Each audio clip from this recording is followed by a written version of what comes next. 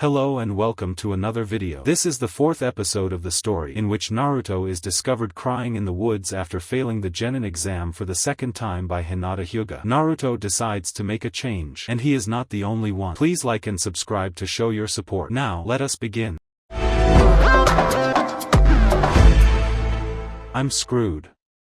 I am so screwed. Naruto could feel his mouth dry up, and sweat bead down his face. He looked around the room and saw a lot of nervous faces. Okay, so I'm not the only one who's nervous. He let out a sigh, then turned back to the intimidating Jounin. Ibiki scanned over the Genin before speaking. All right, you maggots. The test starts now. You have 1 hour. Ibiki pressed the timer button and watched as the students began their test. Naruto clenched his pencil in his fist, reading over the first question. Okay, don't know this one. Next question, didn't know that one either, or that one or that one. Crap, I don't know any of these damn questions. Naruto sighed a little too loudly, and Ibiki called him out. No sighing, he hollered. Naruto jumped and focused on his test. How am I supposed to answer these questions? No Genin would know any of the answers. He sighed again, quieter this time, and looked up at the ceiling. He nearly screamed when he saw an eyeball above him. What the hell? Naruto panicked. He looked around to see if anyone else had seen the eyeball. Then he noticed something strange. Hinata had her Byakugan activated. And not just Hinata, but Neji did too. He turned to his left and saw Sasuke's Sharingan activated. Ino was using her Shintenshin no Jutsu on Sakura, Shino's bugs were scurrying around his paper, and Akamaru was scanning the crowd for Kiba. He noticed Gaara holding his face, where his left eye should be. Naruto shivered. Isis, that Gaara's eye?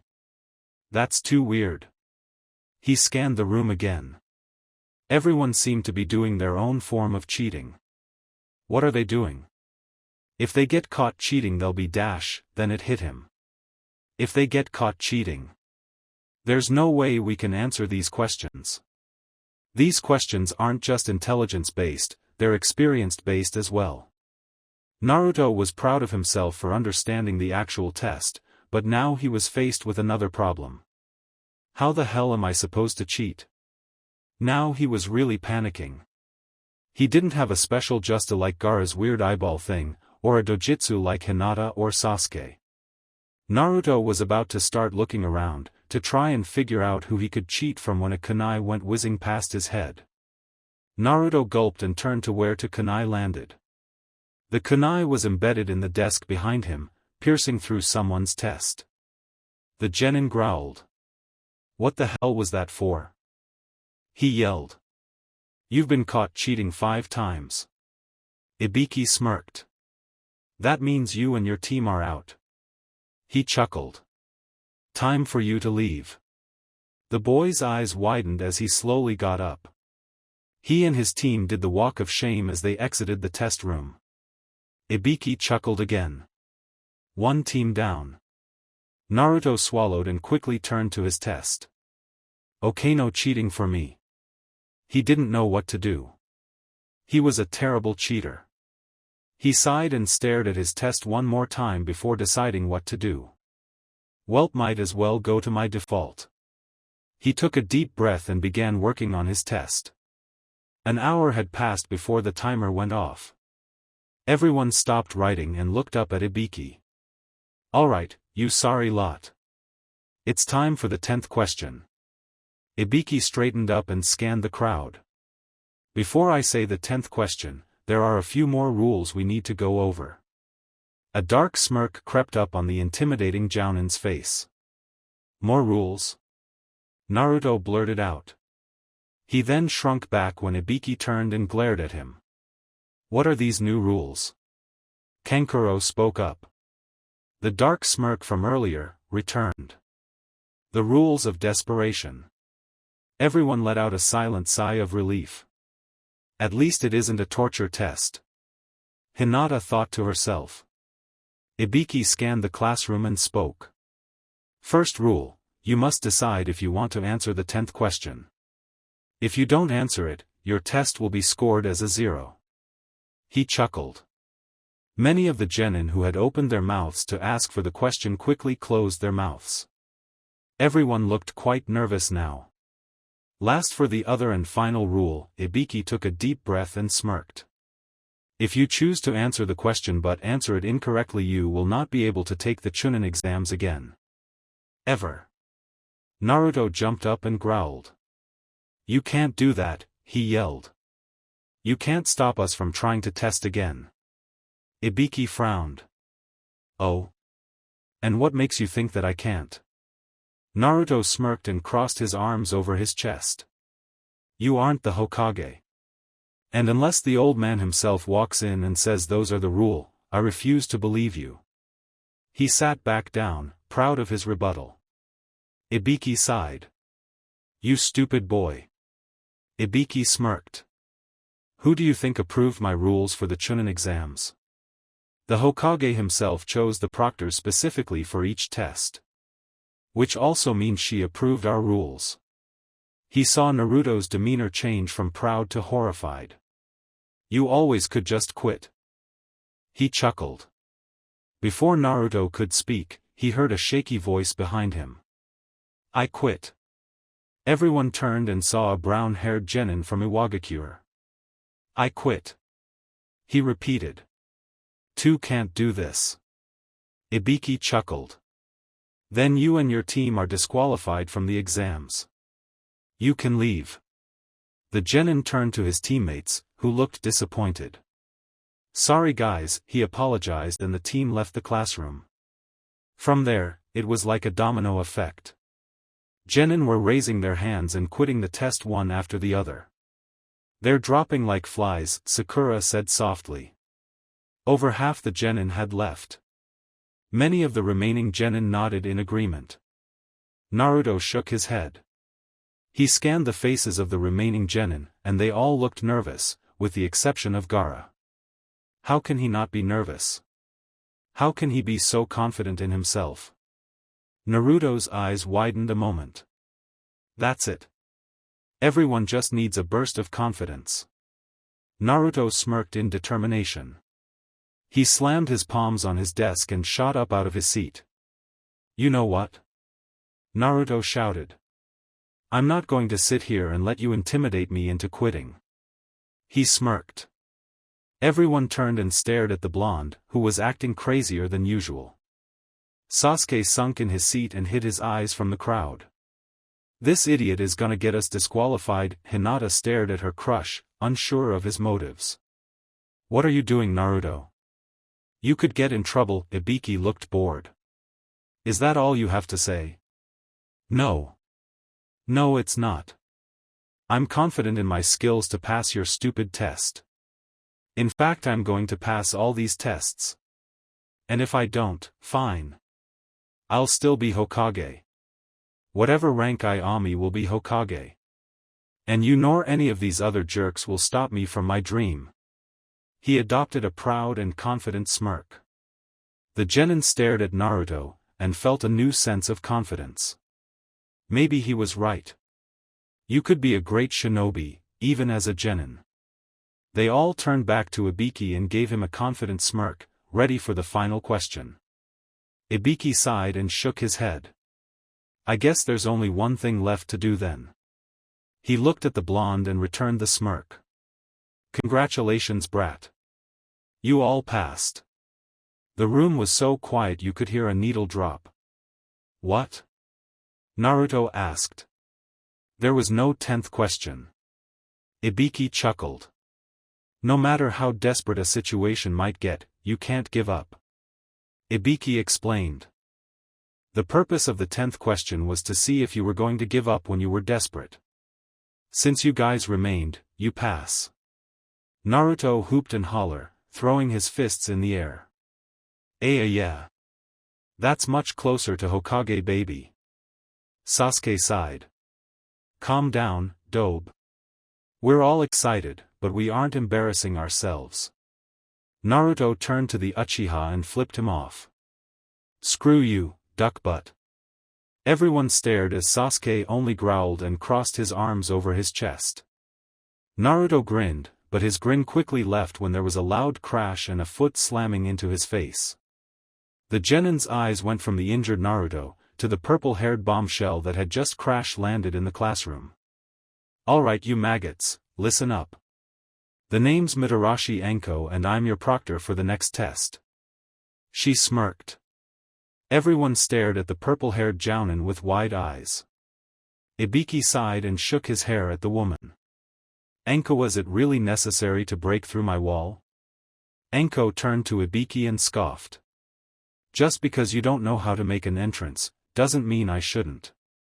Naruto stood up from the rubble and dusted himself off. "Hey psycho." Anko turned to the blonde and smirked. "Hey brat. How's my Iruka-kun doing?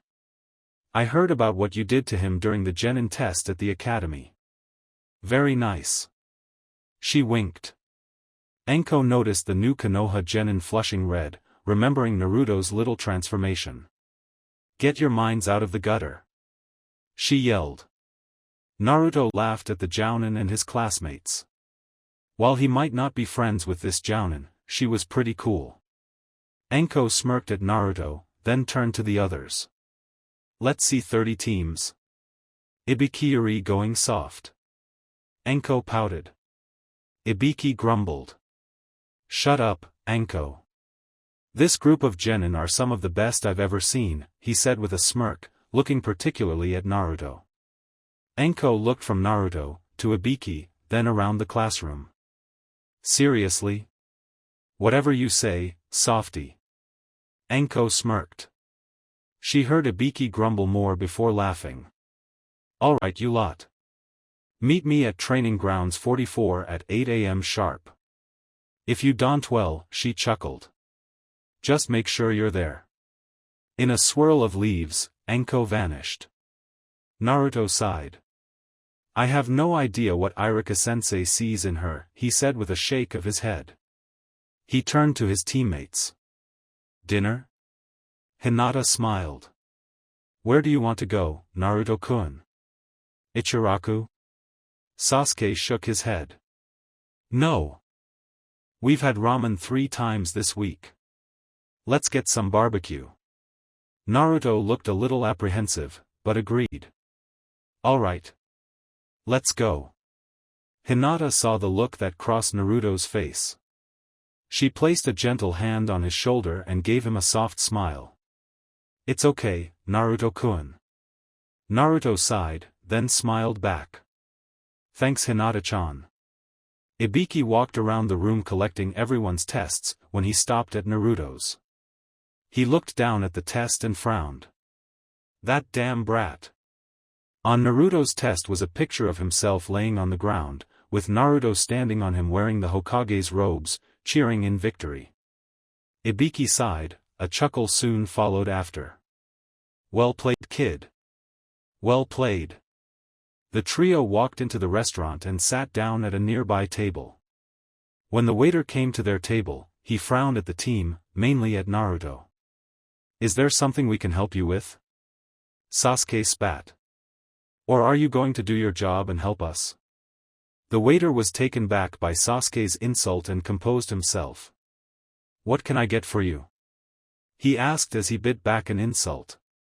"The standard platter," Sasuke stated bluntly. Naruto and Hinata nodded in agreement. The waiter took their order and walked back into the kitchen. Naruto sighed and stared at the hot grill in front of them. "Guys, I'm really sorry. I mean, I understand why they hate me now, booty wish they wouldn't take it out on you guys." Sasuke sighed. "Well, if they want our money, they better get used to you." Naruto wasn't sure what to say. "I'm not sure whether to take that as an insult or compliment." Then he chuckled. "Thanks Sasuke, I think." Sasuke smirked and soon the team fell into easy conversation. When their food came out, the waiter practically dropped the food in front of them and left. The team glared at their water and then turned to the food. Naruto proceeded to smell the pork and the beef before moving to the vegetables. He moved away from the food and blinked. What's the matter, Naruto-kun? Is it rotten again? Hinata blinked. Noit's all safe. He smiled brightly. With smiles, the team began putting all the food over the barbecue pit. They ate their meal, and talked about the upcoming test. Naruto-yori an idiot. The next test is not a ramen eating contest. Sasuke groaned. Naruto pouted and nibbled on a piece of pork. Well, if it was, I'd totally kill it. Hinata giggled. It has to be a survival test. We're having the test in the forest of death. Sasuke nodded. I agree. After dinner we should stock up on weapons. The others nodded, and continued to eat. After they ate and paid for their meal, they walked to Tenten's family weapon shop. It was the only shop that would let Naruto buy sharp and non-defective weapons, and their prices were the most affordable for new genin. Tenten. Naruto waved. How's it going? The brown-haired genin, who was leaning against the register, smiled. Hi guys. I'm sure you're not here for just a visit. Hinata shook her head. No. We're here to purchase some new weapons. Tenten chuckled. You came to the right place. Pick whatever you want. They browsed, picking up shuriken, kunai, and some exploding tags. Tenten watched them and smirked. So what do you think our test going to be? Survival. Naruto said bluntly as he picked up some trip wire. That's why we're here, he smiled back at Tenten. Your team will do awesome too. Don't worry, Tenten. The older genin chuckled. Thanks, Naruto. She made idle chit-chat with them while they continued to shop. They bought their weapons, and left the store waving goodbye to Tenten. Hinata smiled at her teammates.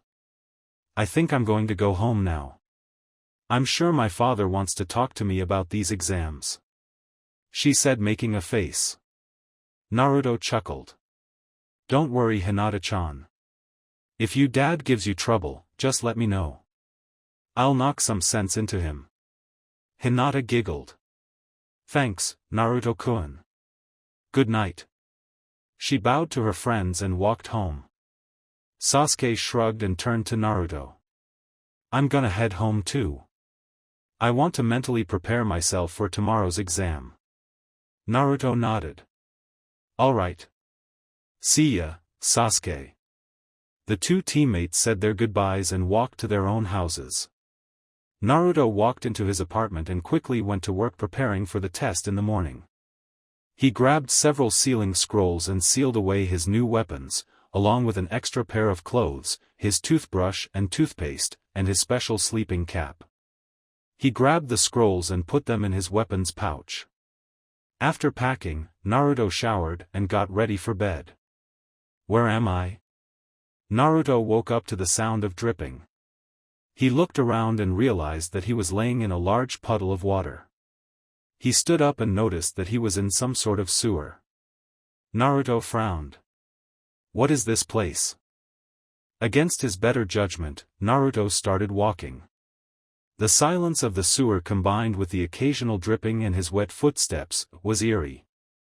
He was scared and disturbed. As he walked, he heard a soft, but menacing cackle. The noise was enough to make him freeze. I can smell you, human. There's no use in running. Naruto swallowed hard. Well, there goes that plan. He thought. Naruto took a deep breath and continued forward. After a few more minutes of walking, he came to a very large, sealed cage with two very large eyes staring at him. Naruto gulped and stared at the eyes in shock. What are you? Naruto shook with fear when he saw a massive sharp-toothed grin appear below the eyes. Stupid human. Use that measly brain you were given and think. The dark voice chuckled. Naruto stared at the eyes and teeth, almost afraid to think. But as soon as the cogs started turning, it hit him like a ton of bricks. Kyubi, the Kyubi chuckled, then smirked at the blonde. Correct. I'm surprised, you took your time to visit me. I didn't take my time, wait what? Naruto was confused. I'm not going to repeat myself. He growled. Naruto stared at the giant face.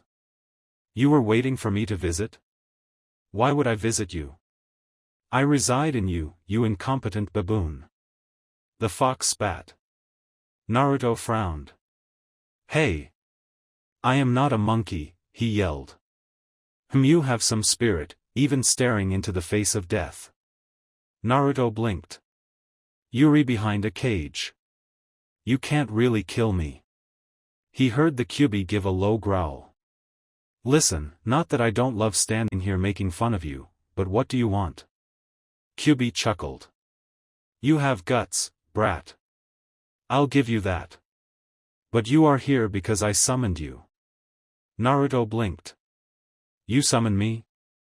How? While this may be your mind, I do reside in it. He stated bluntly. Naruto accepted the answer and let Kyuubi continue. I've been watching your life unfold since my sealing, and I must say you surprise me. Naruto was confused. I surprise you? How? You aren't like the Shikaku host. Kyuubi explained. You didn't let hatred and misery consume you. You allowed their hatred to fuel your ambition to become Hokage. A stupid position, if I may add. You are one of 3 people who have earned my respect. He saw Naruto's eyes widen to dinner plates. Don't flatter yourself. The respect you have from me is merely a sliver. Naruto stuck his tongue out at the fox, but then smirked. Thanks. Not gonna lie, never thought I'd be having a one-on-one conversation with you. Agreed. Naruto stared at the Kyuubi for a moment and spoke. Can I ask you something? If you must. What happened in Wave? I didn't remember anything until Sasuke called out my name. Naruto sighed. I remember seeing Haku on the ground, and I was initially shocked. But because of the situation, I was kinda brought out of it quickly. Kyuubi nodded. I understand. My chakra consumed you. Naruto swallowed hard. I could have killed Haku, and I couldn't even control it. Then you must learn. He stated. You must learn to hone my power so you won't lose control again. Naruto stared at the Kyuubi like a gaping fish. You're telling me I should learn to use your power? Then he frowned at the beast. What's the catch? For now nothing. But that doesn't mean I won't ask for a favor or two down the road. Kyuubi chuckled. Naruto stared at the fox skeptically. I'm not sure I can trust you. Kyuubi laughed. It'd be wise not to. There's a reason we foxes are called sly and cunning. Naruto sighed. Alright. I want to learn. But only so I can protect my friends and the village, not because I want power. If you were out for power, I wouldn't be making you this offer. Kyuubi smirked. But it will not be easy. In fact, the first few days of training will take a toll on your body. You'll be sluggish and won't preform in top shape. Naruto nodded. Alright. When should we start? The Kyuubi thought for a moment. I suggest after you survive the forest. I have witnessed your exams through my other hosts, and you will have time before your next test to train. Naruto nodded and Kyuubi spoke again. Now I suggest returning to the real world. It's nearly morning and you have a test you need to survive. Naruto nodded and smirked. See ya, fuzzball. He waved and retreated from the large fox. Kyuubi sat in his cell with an unamused expression. How original. Kyuubi sighed. That brat is just like his mother. Naruto's eyes slowly blinked open and he noticed that it was barely sunrise. He sat up and ran a hand through his hair. Despite talking with Kyuubi in his mind, he felt surprisingly rested. He looked out the window at the purple and pink clouds. He stretched and climbed out of bed. Are you ready for today? Naruto nearly jumped out of his skin. What the dash? Kyubi. How are you talking to me? He asked, looking around his bedroom. Kyubi chuckled. Once you've initiated contact with me in your mind, I'm able to communicate with you. Telepathically, of course. Naruto sighed. Alright. As for today, I think I am. I think I'm prepared for this test. Good. Because you need to be. This test is going to be nothing you've ever experienced. Naruto made his way towards Training Ground 44, recalling his meeting with the Kyubi. I can't believe that I actually talked to him, it just doesn't seem real. Naruto thought. I wonder if I should tell Hinata-chan and Sasuke. Naruto looked up at the early morning sky and sighed. Get your head in the game, brat. You can't daydream during this test. Kyubi growled. I'm not in the test right now. I'm going to the test. Besides, I don't have to listen to you yet. You aren't teaching me anything. Naruto smirked. Perhaps, but I have attended these tests before in other hosts. If you wish to live, you will listen to me. Kyubi growled. Naruto frowned. Man, are you always this crabby? Naruto snickered when he heard Kyubi growl. Okay. Is this test really that deadly? It is, brat. I've seen many shinobi killed in these tests, and you brats even go out of your way to not kill each other. The Kyubi scoffed. Pathetic in my opinion. Naruto frowned. It's not pathetic. Is killing really necessary? I mean, like Haku. Did she really deserve death? What about the short fat man that hired her? Does he deserve death? Kyubi waited for Naruto to give him an answer. He chuckled when the blonde didn't give him one. See? Dying is a part of nature, whether it's by natural causes or by the hand of another. Naruto frowned. I don't want to kill. I don't like it. As I said, it's a part of life. You're going to have to kill if you wish to survive in this world and become Hokage. Naruto remained silent for the rest of the walk.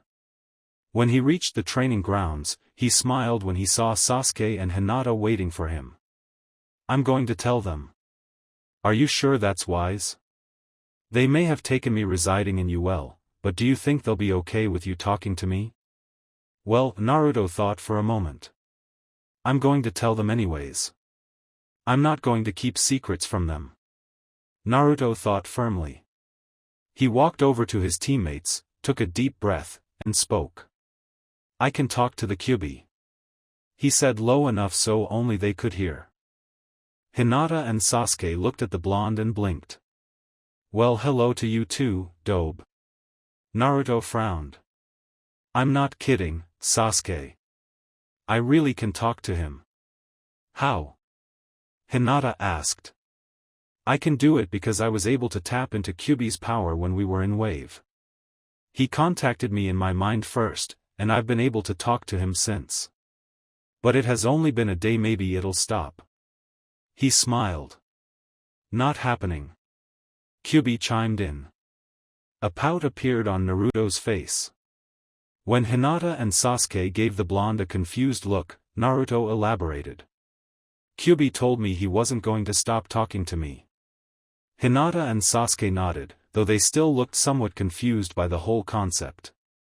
Alright, you pathetic lot. Came Anko's loud voice. I have 2 scrolls.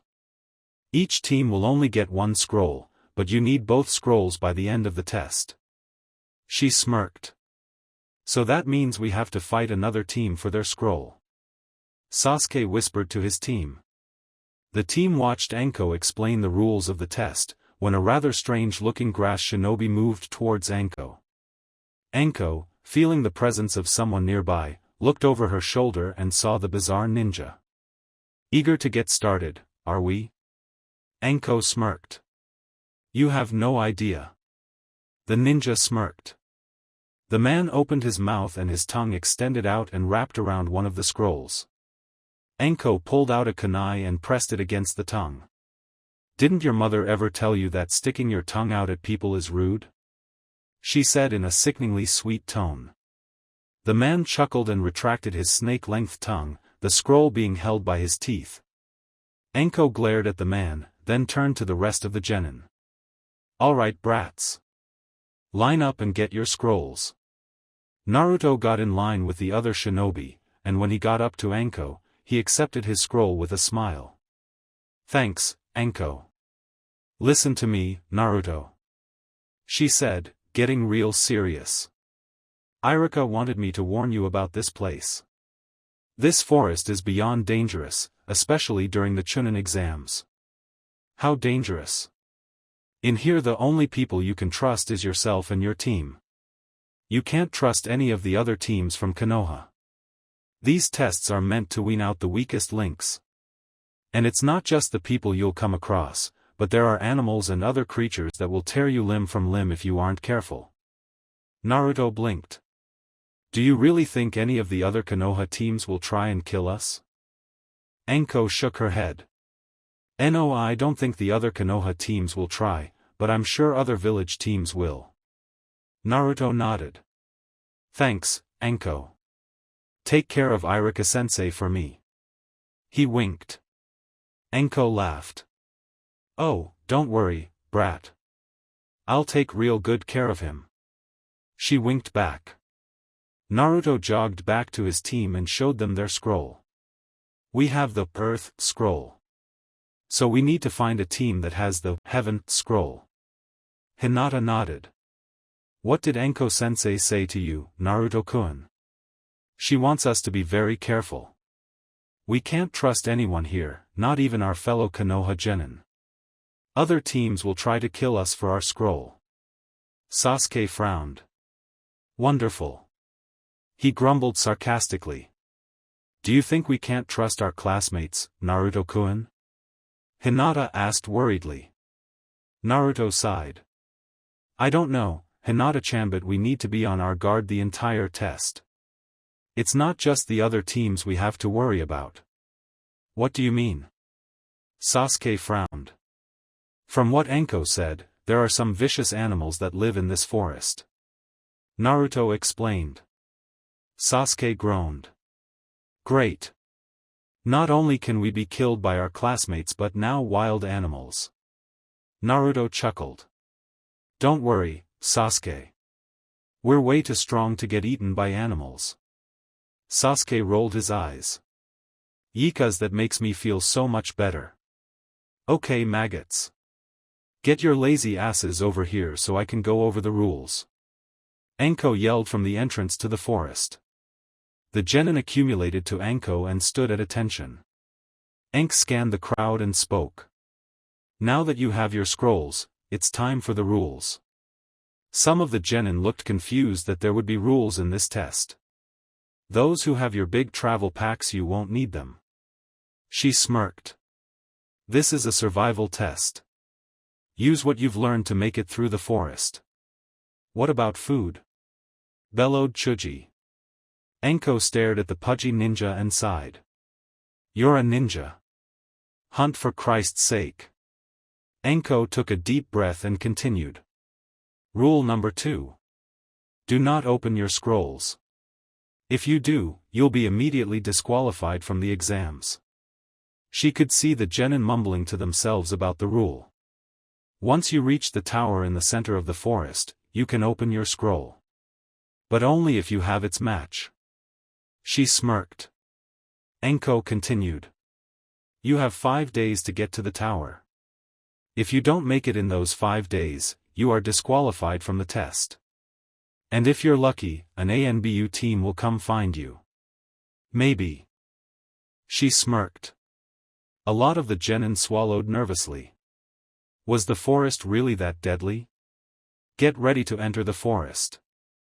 Anko commanded. Teams gathered around the entrance of the forest, and waited for Anko to give the signal to move. Oh, just one more thing. Anko smirked. Don't die. She saw the look of horror on many faces.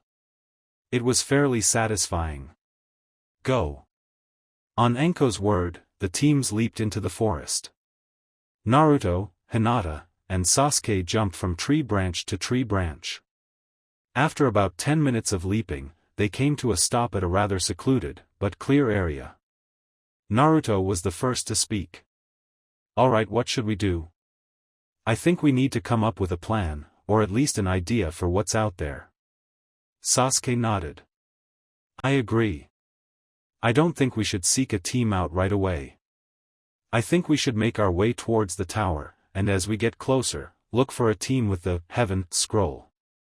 Hinata nodded. "I agree. I believe it'll be easier for us to find a team the closer we are to the tower." Naruto nodded. "Let's try and avoid that Suna team though." Sasuke frowned. "Do you think they're really that strong?" Naruto nodded again. "I do. Gaara's a Jinchuriki like me." He saw Hinata and Sasuke's shocked expressions and continued. "I sought out Gaara before the first test and asked if he was like me. He's the one-tailed tanuki." Sasuke growled. "Wonderful, this test just got a whole lot more dangerous. Not only do we have to survive this forest, but now there's a boy with a demon inside of him that's probably hungry for blood." Naruto sighed. "Don't fight them if we cross paths. I don't care if they have the Heaven Scroll.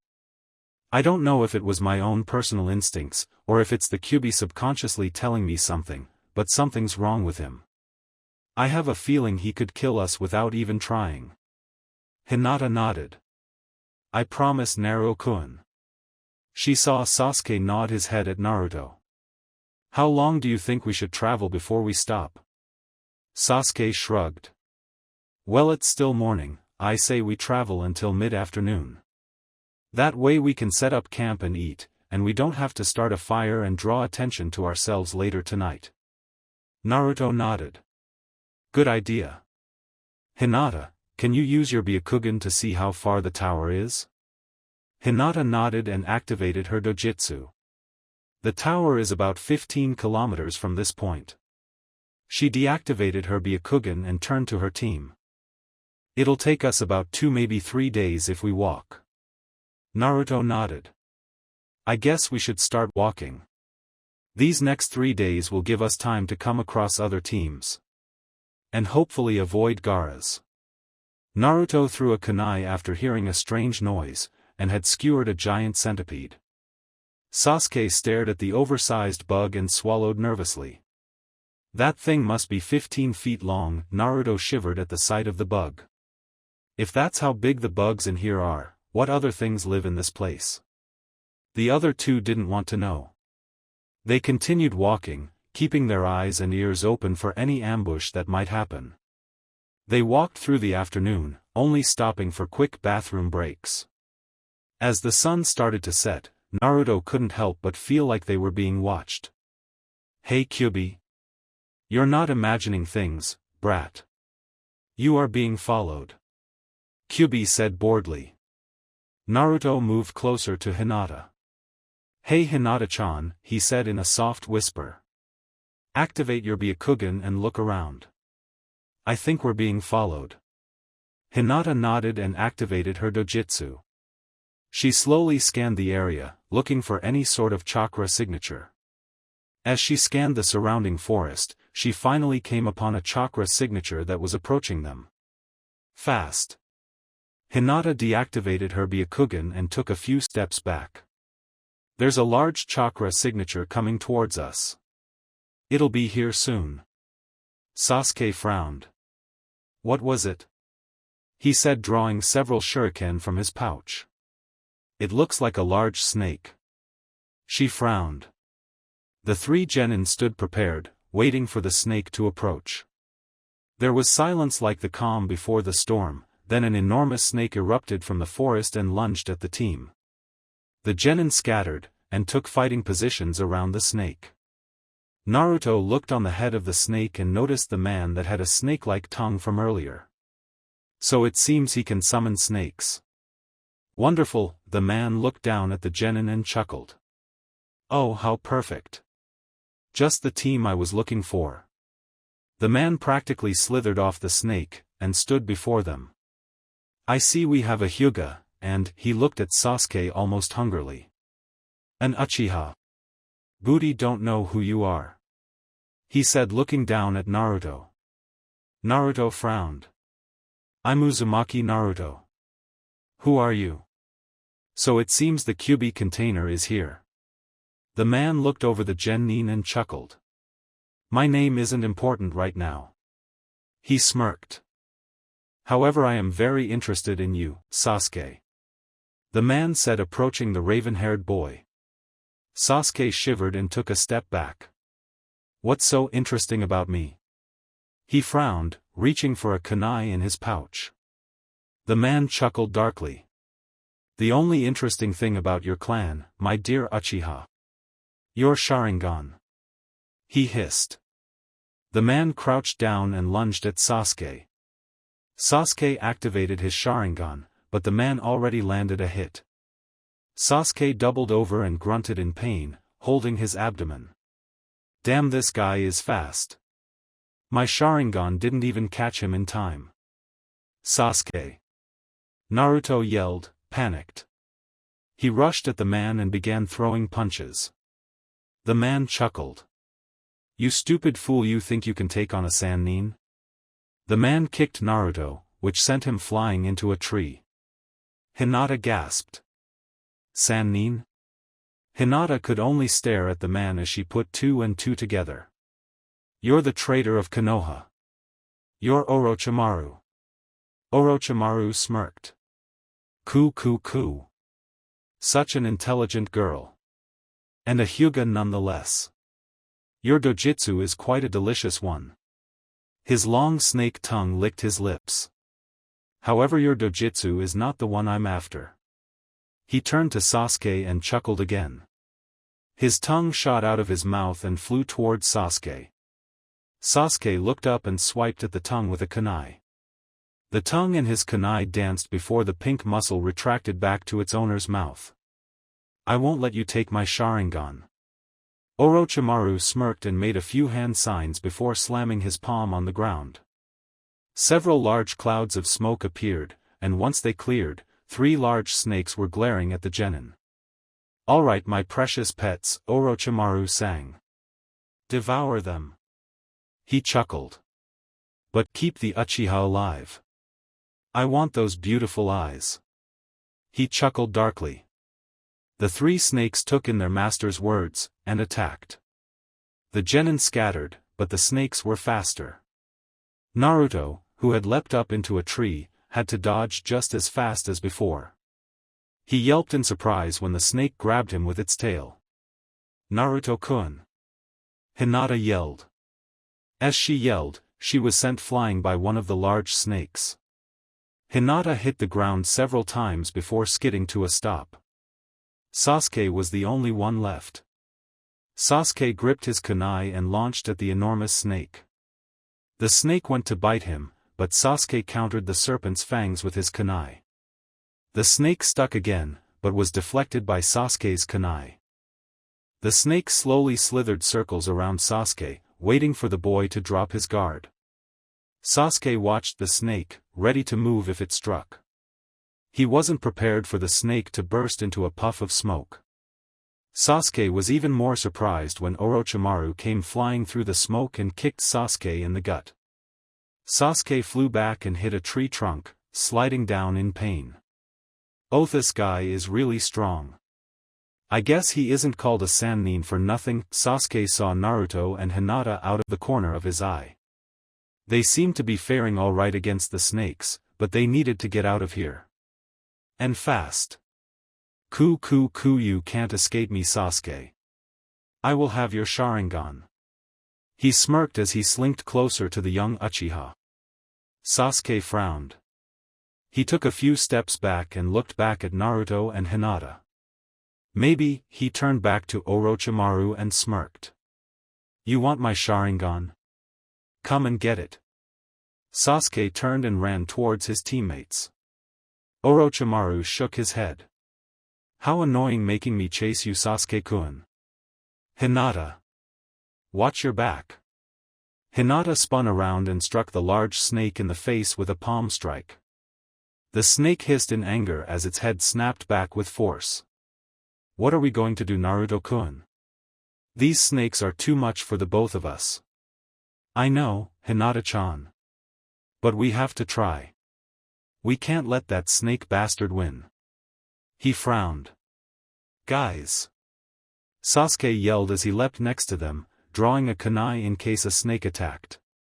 Sasuke. You okay? Naruto asked. So far, but Orochimaru isn't far behind me. We need to get rid of these snakes and get the hell out of here. No shit, Sasuke. But how the hell are we going to do that? Naruto frowned. Indeed, Sasuke. Orochimaru chuckled on top of one of the snake's heads. How are you going to escape? Sasuke smirked. Naruto's your secret move. Naruto blinked. My sexy jutsu? No, you moron. Sasuke growled. The other one. Naruto blinked a few times before he understood. Alright. Be ready, guys. His teammates nodded. Naruto made a few hand signs, took a deep breath, and blew out a large cloud of gunpowder. Orochimaru raised an eyebrow at the jutsu. A smoke cloud? Sasuke-kun, you think you can get away with such a terrible trick? Orochimaru watched as the smoke surrounded him and the snakes. As he waited for the smoke to clear, he noticed that it was getting thicker. He sniffed the air and his eyes slightly widened. This isn't smoke, Katan, Hozenka no Jutsu. Orochimaru's eyes widened even further. Shitsmart play, Sasuke-kun. He quickly made a hand sign. When fire connected with gunpowder, it created a huge explosion. Inside the crater that was made was the sizzling and crackling remains of the large serpents. Naruto, Sasuke, and Hinata, who were several kilometers away from the explosion, sighed in relief. Do you think that did it? Naruto asked. I think it bought us some time. Hinata said honestly. Despite how strong your jutsu is, Naruto-kun, he is a Sannin. He earned that title for a good reason. Sasuke nodded. I have to agree. I think we should find shelter and keep a sharp eye out for that snake bastard. The two nodded and they all stood up. Before they could move, Orochimaru appeared above them in a tree branch. Coo. Not bad, young genin. You actually took me by surprise. He smirked. But I'm through with playing games. Orochimaru's neck extended from his body and stretched out towards Sasuke. Orochimaru extended his teeth and bit down on the juncture of Sasuke's neck. Sasuke's eyes widened and he screamed in pain. Orochimaru chuckled and his neck retracted back to his body. Sasuke. Naruto looked up at Orochimaru and clenched his fist. What did you do to Sasuke? Oh, that's none of your concern, little Kyubi. Orochimaru smirked. Naruto's eyes widened slightly, but he let out a growl. Come down here and answer me. Hinata looked worried. Naruto couldn't bait him. We should get Sasuke to shelter. She looked over and saw Sasuke still writhing on the ground, holding his neck. But Naruto was too angry to listen. You damn coward. Fight me. Or are you too scared to fight the boy who holds the Kyubi? Naruto baited. Kid, I think you're pushing it. Kyubi warned. You won't be able to take him on. You're nowhere near his level. Orochimaru looked at Naruto amused. He put a hand behind his back, his fingers glowing with purple flames. You think I'm afraid, you brat? You're in over your head if you think you can take me on. He smirked. Naruto growled and lunged up at Orochimaru, kunai in hand. Naruto-kun. Don't. Hinata yelled. Orochimaru flew at Naruto and struck Naruto's stomach with his inflamed hand. Naruto's face contorted into pain and he flew back into a large tree. Naruto slid down the trunk unconscious. Naruto-kun. Hinata ran over to the blonde and checked on him. He was breathing, which was good. But she had no idea what jutsu Orochimaru used on him. She looked over at Sasuke, who was only a few feet away. He was also unconscious. What am I going to do? I can't take a Sannin on alone. Orochimaru looked down at Hinata and chuckled. Looks like you're the only one left, little Hyuga. Hinata stood up and took her stance. She knew she was no mask, but she had to protect her teammates. She was confused when Orochimaru laughed at her. What's so funny? Don't worry, little Hyuga. I won't attack you. You aren't worth my time. He smirked. I got what I came for. You haven't taken Sasuke's Sharingan, like you said you wanted. So what exactly did you come for? She frowned. You'll see in time, little Hyuga. He licked his lips and vanished in a swirl of leaves. Hinata dropped her stance and ran over to her teammates. She examined Naruto first and concluded he would be okay. When she checked Sasuke, she noticed that Sasuke now had 3 tomos on his neck. The mark had purple mist emitting from it. Hinata stared at her teammates with worry. What am I going to do now? I can't believe we haven't found a single heaven scroll. Sakura huffed. You would think that we would be able to find one by now. Team 8 had been scrounging around the forest for hours and hadn't come across a team that had a heaven scroll. Hell, they hadn't even seen any of the other teams since the test started. Kiba sighed. I have to agree with you, Pinky. I'm anxious for a fight. He said, cracking his knuckles. Akamaru barked in agreement. Sakura growled. How many times do I have to tell you to not call me Pinky? She screeched. Kiba shrugged. And how many times do I have to tell you, I don't care? He yelled back. Shino, who had blocked out his teammates' bickering, saw that one of his insects was returning. He held out his finger and the little bug landed. After a few moments of listening to it buzz, Shino spoke. A team is nearby. Sakura and Kiba stopped and turned to their teammate. Do you know which one? Kiba smirked. Team 7. Sakura gasped. That means Sasuke-kun is nearby. She said excitedly. Let's go find them. What if they have a heaven scroll? We're going to need to take it from them. Kiba said. We need to get to the final test. He nodded. Akamaru yipped in agreement. Team 8 quickly got their stuff together and began to walk toward Team 7, Shino and his bugs leading the way. Hinata sat in a small cave watching her friends sleep. After the battle Orochimaru, she had managed to find a small clearing with a cave dug out from a hill. After getting Sasuke and Naruto situated in the cave, she set up several traps and alarms, in case any team approached. It had been a whole day and the boys still hadn't woken up. She looked at her teammates, worried. A purple aura was rolling off of Sasuke. He was feverish, sweating, and shivering like his body was fighting off a poison. Naruto hadn't budged since Orochimaru hit him. What did he do to you too? She heard some leaves rustle outside the cave and quickly drew a kunai. She saw a squirrel appear from the brush and let out a relieved sigh. I can't hide out here much longer. I need to find a way to heal Sasuke and Naruto-kun soon. Sasuke-kun. Hinata was brought out of her thoughts when she heard the familiar voice of a banshee. Hinata groaned. I really don't want to deal with Sakura right now. But perhaps they can help me. Hinata slowly came out of the cave and saw teammates standing on top of the hill that held her cave. Sakura, Kiba, Shino. Hinata smiled. Kiba gave Hinata a toothy grin. Hinata. It's so good to see you. Where's Mr.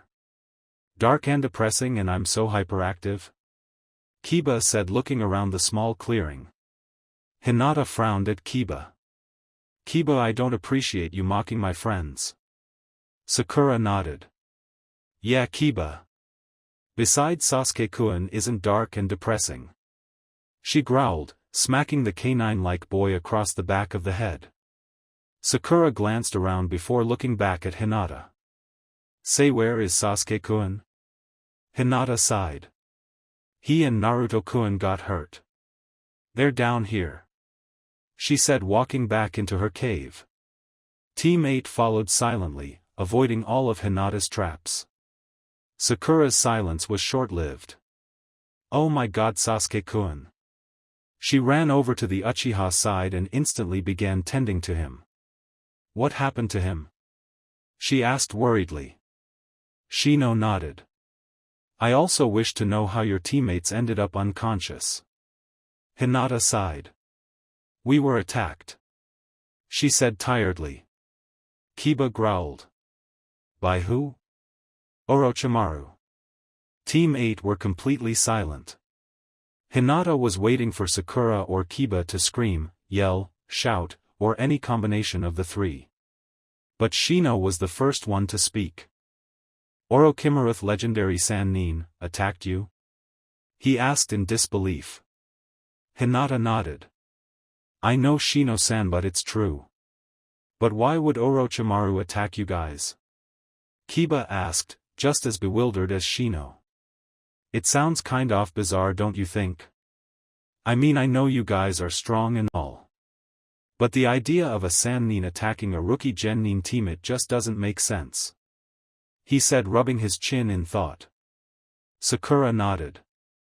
Yeah, Hinata. I mean, come on. He's a legendary Sannin. He's also a traitor. Hinata reminded. He killed dozens of people. We read about his betrayal in the academy. She frowned. Sakura sighed and nodded.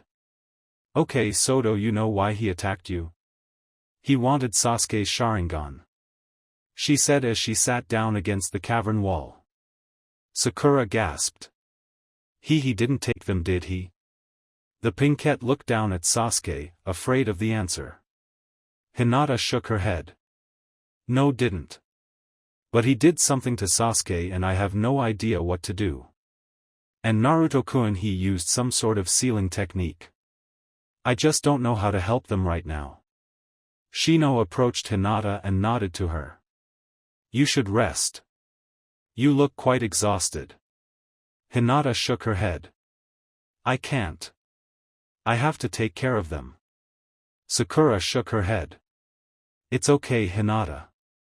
We'll watch over Sasuke-kun and Naruto so you can get some rest.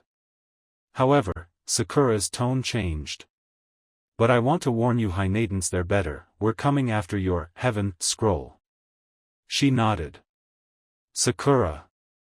You're crazy. Kiba hollered. You want to help her, then fight her? Hinata waved off Kiba's outburst. You won't need to worry about that, Sakura. We have the Earth Scroll, so fighting us would be pointless, she said softly. Sakura let out a sigh of relief. She didn't want to have to fight Sasuke-kun, but she wanted to get to the next test. Sakura smiled at Hinata. You get some rest. We'll let you know if Sasuke-kun or Naruto wake up. Hinata nodded gratefully. She closed her eyes and was out in minutes. 2 hours passed and everything was silent. Hinata was asleep and the boys still hadn't woken up. Sakura had taken on the role of nurse and was caring for the boys. She placed a cold, damp cloth on Sasuke's forehead to try and bring his fever down. She looked Naruto over for any broken bones or massive bruising.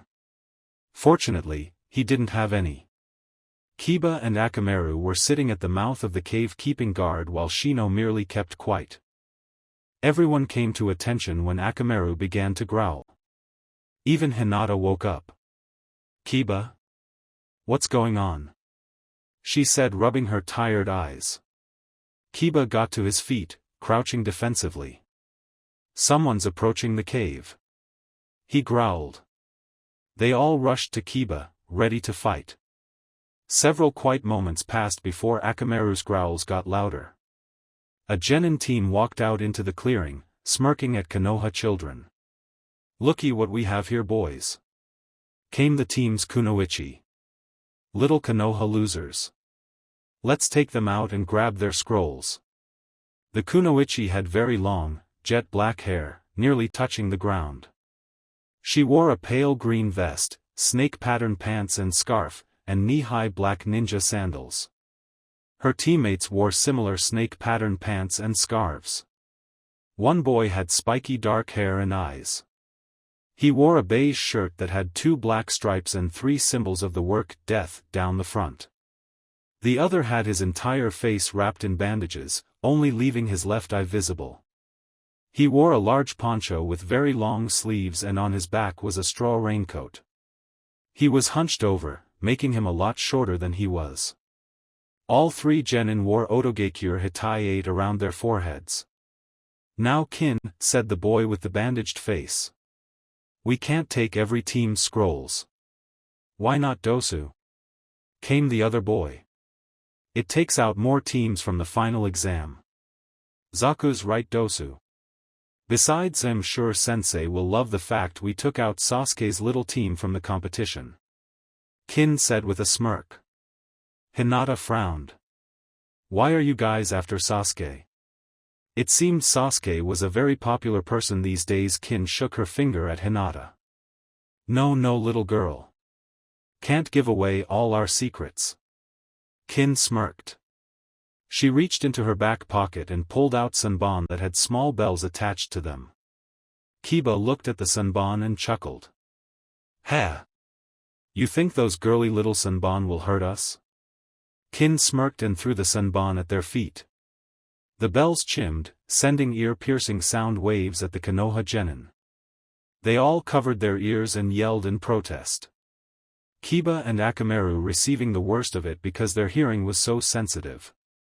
Kiba fell to his knees and promptly began to vomit. Shino attempted to rush the Oto kunoichi, but found himself completely off balance and fell to the ground. Zaku smirked and rushed the genin. He struck Sakura first, punching her in the stomach. Sakura gasped and fell to her knees. Zaku went to strike Hinata, but she countered his attack with a Juken strike. Zaku smirked. I'm surprised you were able to counter me even when you're off balance. But you won't beat us. Even though the sound waves had subsided, the effects still remained. The Otonin all rushed the Konoha genin. They tried to counter their opponent's attacks, but because their inner ears were still ringing, they barely managed to stand up straight. Hinata, Sakura, and Shino were all bested by the Otonin. Kiba and Akamaru were out for the count, the sound waves knocking them unconscious. Kin rushed toward Sakura and grabbed the pinkette by her hair. Oh, what beautiful, silky hair! She cooed, yanking on the pink locks. Sakura yelped in pain. Why can't I have nice, soft hair like yours? Oh, that's right. I'm a real kunoichi. She cackled, still yanking on the Sakura's hair. Kin pulled out one of her non-belled sanbon, ready to drive it into her jugular. You pathetic piece of garbage. You should be honing your skills, not conditioning your hair. Sakura felt tears instantly spring to her eyes. Oh no, I'm going to die here. Sakura. Hinata screamed, obviously scared for her fellow kunoichi. She started running toward Sakura and Kin, when Zaku cut her off. I don't think so. Zaku smirked. He reached out for Hinata, who countered his grab with a palm strike. Sakura grabbed a kunai from her small leg pouch and clutched it tight. Dosu smirked, even though it couldn't be seen behind his bandages. Do it, Kin. You stupid bitch. That won't work on me. Kin chuckled. She drove her sanbon toward Sakura's neck. Sakura countered the sanbon with her kunai, but her hair was yanked again. Hey, you don't think I know that? She smirked through the pain. Sakura sliced her hair, releasing her from Kin's tight grip, and spun around to face Kin. Kin smirked. Oh, looky here, boys. She thinks she came fight me. She looked to her teammates and noticed they were all occupied with the other 2 standing genin. When she looked back towards Sakura, she was no longer standing there. Flower petals started floating around her. It swirled around her, almost like a blizzard. Kin looked in different directions, but couldn't find Sakura. All she saw were the flower petals. She spun around to look behind her, and felt something make contact with her stomach. She gasped and gripped her abdomen, falling to her knees in pain. The flower petals vanished, and Sakura stood right in front of her. Kin hissed. A genjutsu, she looked down at her abdomen and saw a kunai lodged in her gut. Zaku looked over and saw that Kin had been injured. Dosuva need to get out of here. Dosu nodded. I agree. Dosu was cut off by an explosion of chakra behind him. The bandaged genin turned and saw Sasuke standing at the mouth of the cave, looking quite angry. Hinata, who had previously been occupied with Zaku, turned and looked at her teammate. She gasped when she took in his appearance. His Sharingan was activated, but the left half of his body was covered in black markings. His neck, where Orochimaru bit him, was still emitting a purple haze. Sasuke-san, Sakura stared at her crush in horror. Sasuke, what happened to you? Sasuke smirked. You guys started the fight without me? He cracked his knuckles and chuckled darkly. Guess I'll just have to jump right in, then. He crouched down and sprang into action. He was in front of Zaku in the blink of an eye. Zaku's eyes widened when he saw Sasuke in front of him. Zaku was silenied with a punch to the face. Everyone watched in shock as Zaku was sent flying. Zaku hit a tree 20 yards away, sliding down the trunk with a groan. Zaku looked up, his vision slightly blurred, but he didn't see Sasuke. Sasuke chuckled. You're stupid for attacking my friends. I'll make you pay for hurting them. He grabbed Zaku's arms and stomped his foot on Zaku's back, pulling his arms back at the same time. Zaku's eyes widened and he screamed as his arms were yanked out of their sockets with a sickening snap. Once he was released, he crumpled to the ground, writhing in pain. Sasuke looked over towards Dosu, who was frightened by Sasuke's power. It seems like you're the only one left, he chuckled. Don't worry. I'll make your death short and swift. Sasuke-kun. Sakura screamed. Sasuke stopped and turned to Sakura. He saw the terrified look on her face. He looked towards Shino and saw that he, too, was rather taken back. Then he saw Hinata's face. She looked horrified and concerned. The black markings on Sasuke's body began to recede into the bite mark that Orochimaru gave him, which had taken the shape of a swirly black circle that encompassed 3 tomos. Dosu frowned. Damn, don't have a choice but to retreat. He rummaged in his ninja pouch and pulled out some scrolls. I know when I'm beat. He placed the scrolls on the ground before he went to Kin and put her on his back. Then he collected Zaku before running away. Shino walked over to the scrolls and picked them up. Heaven and Earth scrolls. He said boredly. He returned to the group, who were kneeling down next to Kiba. Kiba. Kiba, wake up. Sakura said, shaking the unconscious boy. Damn it, dog breath. Wake up. She yelled, shaking him vigorously. Kiba's head was snapped back and forth at a rapid pace, before he woke up. Sakura. Stop shaking me. Once Sakura stopped, Kiba gripped his head in pain. Me head still ringing from those damn sound waves. You gonna be okay, Kiba? Sakura asked concerned. He nodded. Yeah. I think once the ringing stops, I'll be okay. Kiba looked at Sakura and blinked. Hayuri hair, what happened? Sakura reached up to her shortened locks and smiled. A change for the better. She smiled. Kiba noticed that Sasuke was standing near him. About time you woke up. You're one to talk, dog. Sasuke frowned. Kiba growled and went to lunge, but Shino placed a firm hand on his shoulder. Kiba looked up at the bug-wielding shinobi. The look in Shino's eyes glasses made him sigh. Fine. He stood up, though he was a bit wobbly. He got to his feet and noticed Akamaru was awake, wagging his tail. Come here, buddy. Akamaru leaped into his master's arms, then crawled into his jacket. Shino looked at Hinata and Sasuke and held out a heaven scroll. Hinata blinked. Shino-san, are you sure? Shino nodded. You fought hard, and Sasuke did inevitably defeat the Sound Genin. You deserve the scroll. Hinata took the scroll and bowed to the bug user. She noticed Shino pocket the other scrolls and returned to his team. Let's go. He put Kiba's arm over his shoulder to support him, and teammate left. Hinata walked up to Sasuke, obviously concerned. Sasuke, what happened during that fight? Sasuke frowned. I don't know, I just felt this surge of power and I sort of went with it. The power was intoxicating. Hinata nodded. At least we have the heaven scroll now. She looked back towards the cave, where Naruto was still unconscious. Sasuke frowned. How'd he get hurt? Hinata sighed. He attacked Orochimaru because you got hurt. Sasuke walked over to the cave and stared at the unconscious blonde. Sasuke frowned and nudged Naruto with his foot. Oi, dobe. Wake up. Naruto didn't budge. Sasuke growled and knelt next to Naruto and grabbed his shoulders. Wake up. Sasuke started shaking Naruto rather violently. Sasuke. Hinata shouted. Don't shake him.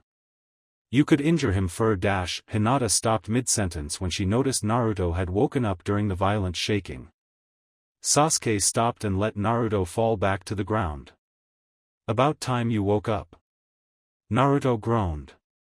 You didn't have to shake me so hard. He held his head, trying to stop the spinning. How do you feel, Naruto-kun? Hinata asked as she sat next to him. Other than feeling dizzy, I'm okay. He nodded. He stood up slowly, wobbling slightly from his dizziness. My chakra feels funny, is it the Kyubi? Hinata asked quietly. No, I don't think so. Hey Kyubi. What's going on with my chakra? That damn Orochimaru. What do you mean?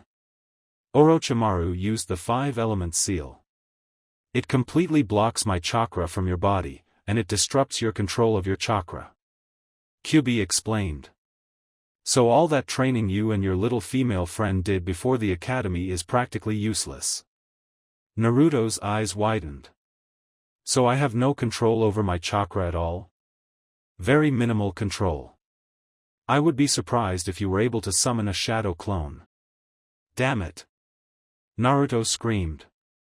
Sasuke and Hinata stared at Naruto, Hinata more concerned than Sasuke. What's the matter, Naruto-kun? That damn, fucking snake bastard. Naruto growled. That attack he hit me with screwed up my chakra, and according to Kyubi, I have minimal to no control over my chakra right now. He hissed. Sasuke frowned. Well, what can you do? Maybe you should do the tree exorcise, Naruto-kun. Hinata suggested. He nodded and faced the nearest tree. He ran about halfway up the tree before his chakra exploded from his feet, causing him to launch off the trunk. Naruto hit the ground and groaned. Naruto-kun. Are you okay? Hinata asked, rushing to the blonde's side. Ugh, yeah. He sat up and saw Sasuke smirking at him. What are you smirking at? I think it's funny how you can't run up the tree. Sasuke chuckled. Hardy har har.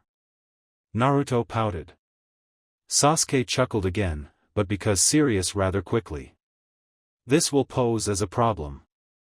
With your chakra control being this shoddy right now, encountering a team could be dangerous. Naruto nodded. Yeah, no kidding. It's gonna suck getting a heaven scroll. Naruto sighed. Oh, we already have one, Naruto-kun. Hinata smiled. What? Since when? Naruto asked flabbergasted. Since you were passed out. Sasuke snickered. Naruto growled and launched himself at Sasuke, holding him in a headlock. Hey! Let go of me, dobe. Sasuke flailed. Hinata frowned. Boys. Stop it. We should get going to the tower. Hinata said, placing her hands on her hips. Naruto and Sasuke looked up at Hinata before separating. Hinata sighed, and couldn't help but smile at her teammates. Alright, let's get going. The sooner we get there, the sooner we can get you boys checked out. Naruto's lack of chakra control worried her, but Sasuke's sudden boost in power and strange markings he had earlier frightened her, and she wanted to tell Kakashi-sensei about it. Sasuke frowned and put his hands in his pants pockets. Soto, the tower? Naruto and Hinata nodded, and they all leapt into the trees. They traveled on tree branch for nearly an hour when Naruto came to a sudden stop. What's the matter, Naruto-kun? Hinata asked, confused. Yeah, dobe. We can make it to the tower in another couple of hours if we keep going. Sasuke said, putting a hand on his hip. Naruto frowned. Gaara's nearby. His teammates' eyes widened. Where? Sasuke frowned. Naruto pointed to the west. They're too close to avoid, he frowned. We need to hide ourselves. Right now. Hinata and Sasuke didn't object, and the three of them jumped from the branches to the ground and hid in their surroundings. A few minutes passed and Gaara and his siblings started walking through the small clearing that Team 7 was hiding in. Gaara stopped in the clearing. Tamari and Kankuro stared at their younger brother. Gaara? What's up? Tamari asked cautiously. Gaara remained silent for a few moments, before turning his head to the left. We have company. Naruto, Sasuke, and Hinata all froze in their hiding spots. How could they have been noticed? To Gaara's right, a genin team from Amigakure appeared out of the brush. Fortunately for Team 7, they went unnoticed by both opposing teams. Look what we have here, boys. Shigure, the team leader, chuckled. Little Sunanin, he smirked. Don't worry, little Sunanin, we only want your scroll. If you give us your scroll now, then we might no hurt you too bad. Shigure's teammates snickered. Tamari rolled her eyes. How stupid, Kankuro smirked. Can I kill these ninja, Gaara? He said, grabbing onto a large scroll on his back. Gaara shook his head. No. Kankuro frowned. Why not? It'd love to show them how weak they are. Us? Weak? I think you're delusional. Bayu, one of Shigure's teammates, smirked behind his leader. Oh, I don't think we are. Tamari chuckled. She saw Gaara take a step forward and smirked. You guys are in for a real treat. Not everyone gets to be killed by Gaara. Gaara stayed silent. Shigure chuckled. I think I'll show you weaklings not to mess with us. He pulled his weaponized umbrella from its holster on his back. Prepare to die, he smirked. Shigure opened his umbrella and threw it in the air. Shigure performed the tiger hand seal and the umbrella began to spin. The umbrella spun faster and faster until sunbon needles rained from it. Gaara stared boredly at Shigure as the sunbon flew straight for him. Shigure and his teammates smirked at Gaara. See? Shigure chuckled. He's probably skewered to the dash. He froze when he saw Gaara surrounded by a shell of sand. What? How is that possible? Gaara was standing in a shell of sand that was covered with sunbon. He looked bored, though menacing. You guys did it now. Kankuro chuckled. Shigure and his teammates all took a step back. Who is this guy? Midar, the third team member, whispered. The sand shell slowly slithered down to the ground, the sunbon dropping with soft clangs. The sand slithered over to the Amigakure team and up their bodies. What is this? Byaku cried. He tried swiping at the sand. Shigeru was hitting the sand with his umbrella, but it wasn't doing any good. The sand continued to climb up the aim nin. The three cried in terror. The sand completely encased their bodies, leaving only their heads exposed. Gaara lifted his open palm up in the air, lifting the sand-encased shinobi in the air. The Amigakure shinobi stared in horror at the Chunin. Tamari giggled and waved her hand. Bye-bye. Gaara closed his fist, making the sand crush the aim nin. The aim shinobi screamed in agony as their blood painted the ground. Team 7 watched in horror as the Amigakure shinobi were crushed to death. Naruto shivered in fear. Is this his power, or the bijous? This is all him, kid. Shikaku may be a bloodthirsty, uncontrollable demon, but I would know if Shikaku was behind this. Kyubi said with a frown. Fan-fucking-tastic, Naruto frowned. Kankuro chuckled. What idiots. We tried to warn them. Gaara turned his head slightly and stared up into the trees. He narrowed his eyes at the leaves. Naruto froze. Gaara was staring right at him. Can he see me? We're so screwed if he attacks us. Tamari noticed her brother was staring off into the trees. Gaara, we should get moving. We're close to the tower. Gaara stared into the trees a few moments longer before turning to his siblings. Let's go. The Suna team left the clearing without another word. After waiting a few moments to make sure the Suna team didn't return, Team 7 appeared in the clearing, near the dead aim shinobi. They stared at the dead shinobi in shock. Gaara knew we were here. Naruto finally said. I figured as much. He was staring at where you were hiding. Sasuke said quietly. He couldn't lie. Gaara truly scared him. Hinata was still shaking from the trauma she just witnessed. This must be the power of his demon. No. Naruto frowned. What do you mean, no? Sasuke frowned as well. Kyubi said that this power was all Gaara. Naruto sighed. This just got a whole lot more dangerous. Hinata frowned. Perhaps we should tell Kakashi-sensei about Gaara. Naruto nodded. We also have to tell him about that snake bastard. The teammates nodded at each other before taking off towards the tower. After traveling for about an hour and a half, Team 7 arrived at the tower. Sasuke sighed in relief. Not gonna lie, I can't wait to get into this tower and sleep. Naruto chuckled. Yeah, I hear you, Sasuke. He turned to Naruto and smiled. You have the scrolls, right, Hinata?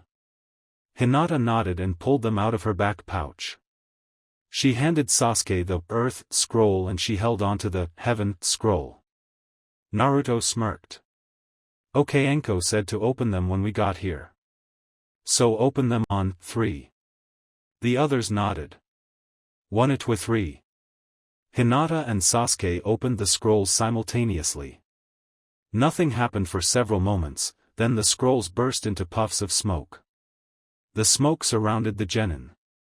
Once the smoke cleared, Iruka was standing in front of them. He looked at Team 7 with a proud smile. Congratulations, Team 7. Iruka-sensei. Naruto cried happily. What are you doing here? I'm here to congratulate you 3 on a job well done. He smiled. You guys are the second team to complete the test. Sasuke blinked. Who's the first? The Suna team. Iruka stated with a nod. Team 7 wasn't surprised at all. Alright guys, you've done really well. Go ahead and go inside the tower and relax. You have 2 days before the test is over. Iruka nodded. Team 7 all nodded, grateful they were able to rest. As they walked into the tower, they passed by the Suna team. Naruto eyed each shinobi, until his eyes landed on Gaara. The two stared at each other for several minutes before Naruto turned away. Be prepared, Kit. The final test is the hardest of them all. Kyubi stated, what's the final test? You have to fight other genin. Even my own teammates? It's very possible. So get ready, Kit. Naruto walked back over to his team deep in thought.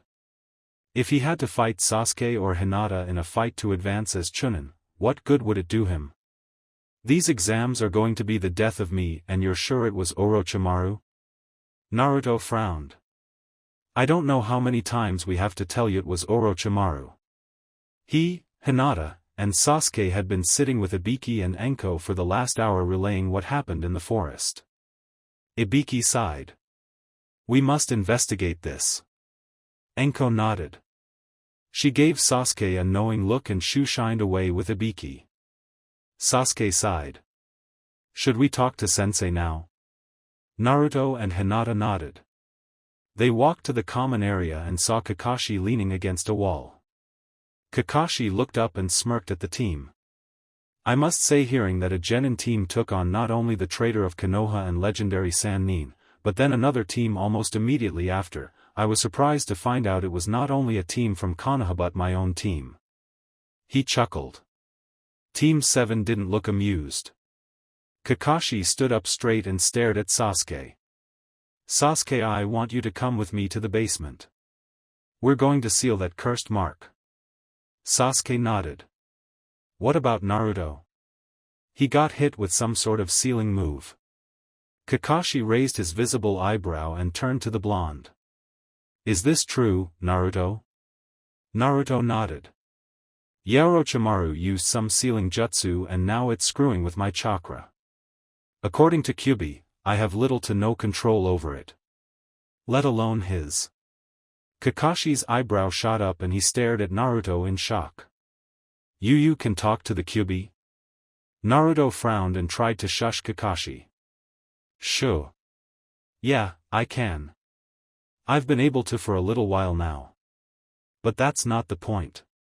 The point is I can't control my chakra anymore. Kakashi shook off his initial shock and nodded. You come as well. I'm not as well versed in Fuinjutsu, but I'll see what I can do. He turned to Hinata. Naruto nodded as well. He smiled at Hinata. You can come too, Hinata-chan. She smiled and followed her teammates to the basement of the tower. Once there, Kakashi turned to Naruto. You're up first, Naruto. Take off your shirt and concentrate on your chakra. Naruto took off his trench vest and black shirt. He saw Hinata blushing out of the corner of his eye. He smirked, concentrating on his chakra. His seal appeared on his stomach. Hinata and Sasuke stared at the seal in fascination. Kakashi observed the seal as more symbols around to appear around it. Alright, Naruto. That's enough.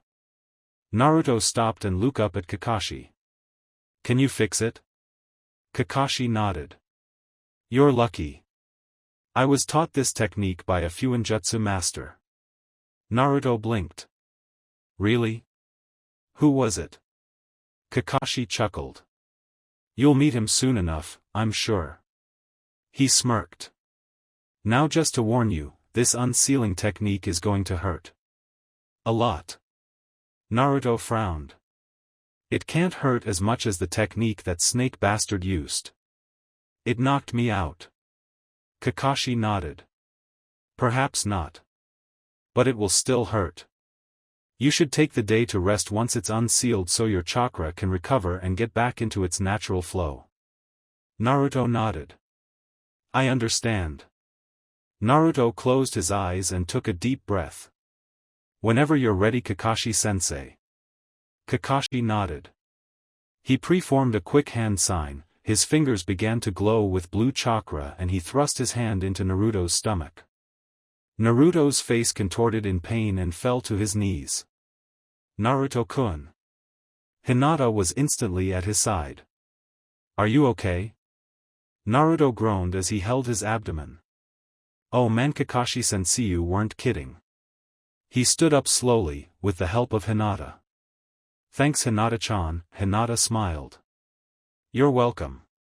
We should get you to bed so you can rest. Naruto shook his head. No. I want to wait for Sasuke. Hinata nodded and the two teens turned towards their sensei. Kakashi set up two kunai circles and began writing symbols on the ground in between the circles. Sasuke, please stand in the middle of these circles. Kakashi instructed as he continued to write. Sasuke nodded and stood in the center. He noticed Kakashi was writing with his finger. Are you writing with your own blood? His eyes widened. Yes. This sealing technique requires it. Kakashi said, writing the last few symbols. Now this won't take very long. But? Sasuke knew there was more to this technique. It'll hurt like hell. Kakashi finished. Sasuke groaned. So is it going to hurt as much as Naruto's sealing technique? Worse. Sasuke groaned louder. Outstanding, he hissed sarcastically. It's okay, Sasuke. Naruto nodded. Hinata smiled. We'll be here for you. Sasuke nodded at Hinata and Naruto, who was giving him a thumbs up. Alright. I'm ready. Kakashi nodded and stood behind Sasuke, taking a deep breath as he began to form a multitude of hand signs. Kakashi placed his hand on the curse mark. All the symbols glided across the floor, slithering over Sasuke's body, vanishing into the curse seal. After the last few symbols vanished, Sasuke screamed in agony, his seal glowing and crackling with chakra. Naruto and Hinata listened to their friend's tortured screams, chills running down their spines. Kakashi pulled his hand away and Sasuke slumped to the floor. Kakashi knelt down and picked him up. Come with me, you two. Kakashi walked up to the bedrooms from the basement, Naruto and Hinata following him. He placed Sasuke on the bed and turned to the other two. He'll be fine. Now that this curse is sealed, he should be able to control himself a lot better. His eyes then focused on Naruto. How do you feel now that your chakra has been unsealed? Better. My chakra still feels a little off, but I'll be okay. Naruto nodded. Kakashi nodded back. Alright. I'm going to talk with Hokage-sama and tell him that I've sealed Sasuke, and unsealed you. Naruto and Hinata nodded. Thanks, Kakashi-sensei. Kakashi nodded and shoo-shined out of the tower. Hinata turned to Naruto and placed her hands on her hips. You should lay down now, Naruto-kun. You need to regain your strength for the third test. Naruto chuckled. Yes, Mom. He teased. Hinata stuck her tongue out at Naruto, who in turn mimicked the Hyuga.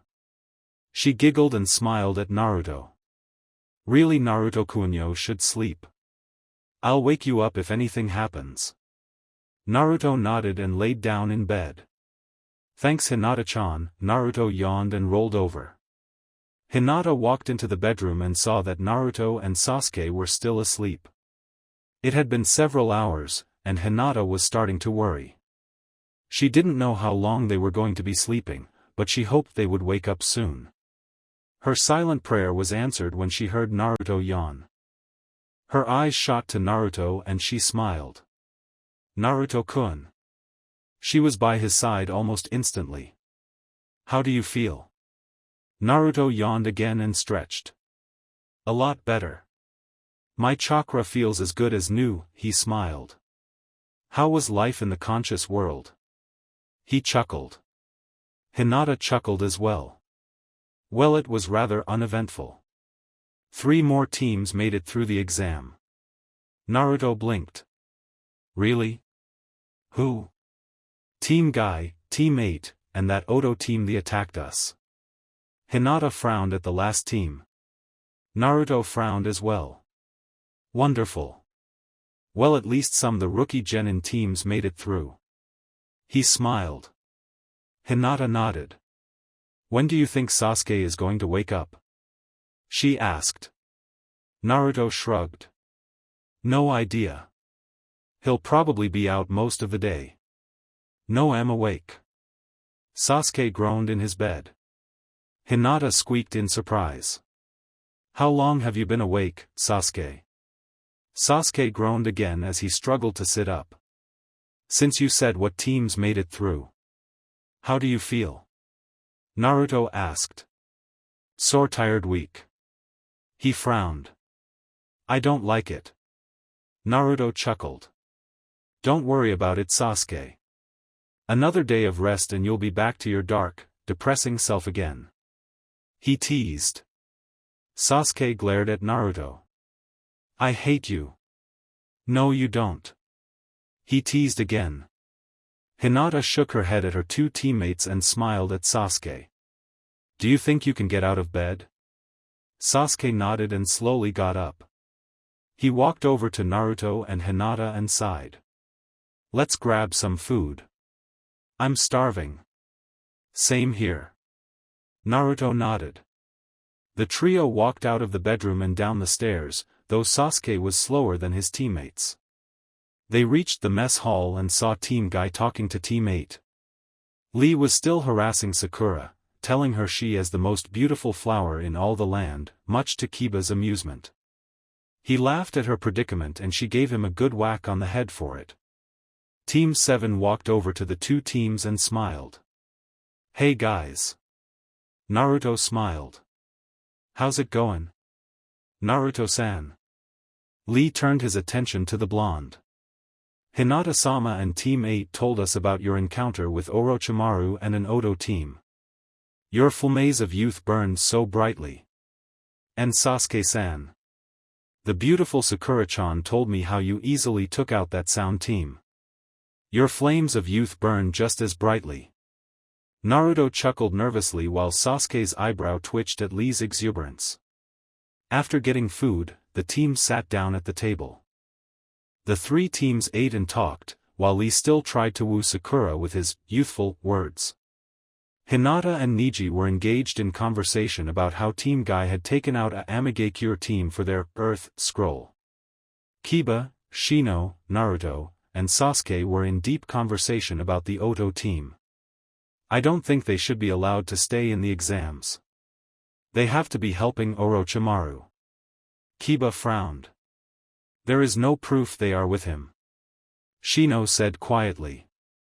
It's true, but something about them screams Orochimaru to me. Kiba said, folding his arms. Sasuke nodded.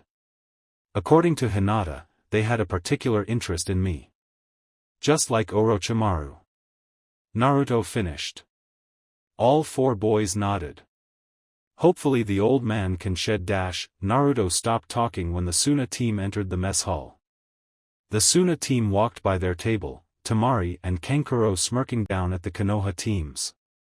Gaara was the only one who wasn't smirking, but his eyes never left Naruto as he walked by.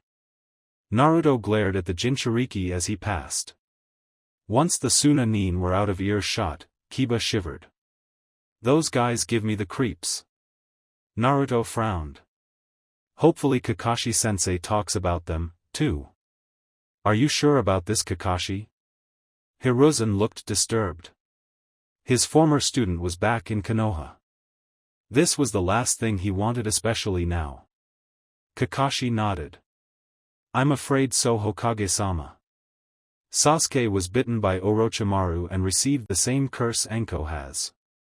Kakashi watched the Hokage stroke his beard thoughtfully. What should we do, Hokage-sama? Orochimaru wants us to stop the exams, so we're going to continue on. He frowned. We're going to beef up security in the village. I want you and every Jounin and ANBU to be on constant high alert. I want rounds done every 15 minutes. Hiruzen nodded.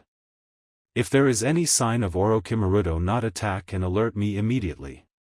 Kakashi nodded and shoo-shined out of his office. Hiruzen stroked his beard anxiously. This isn't good. I should have taken care of him all those years ago. The last 2 days of the exam passed, and only 2 more teams made it through, one of them being Team 10. Sasuke made a full recovery the day before, and was ready to move on to the 3rd exam.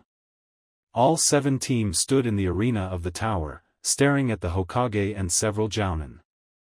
The Hokage was the first to speak. Congratulations, Genin. You've made it through the second exam. He smiled at the group in front of him. Now we seem to have a small predicament. The Hokage saw the confused looks on the Genin and chuckled. We have too many participants for the third exam. So? Kiba growled.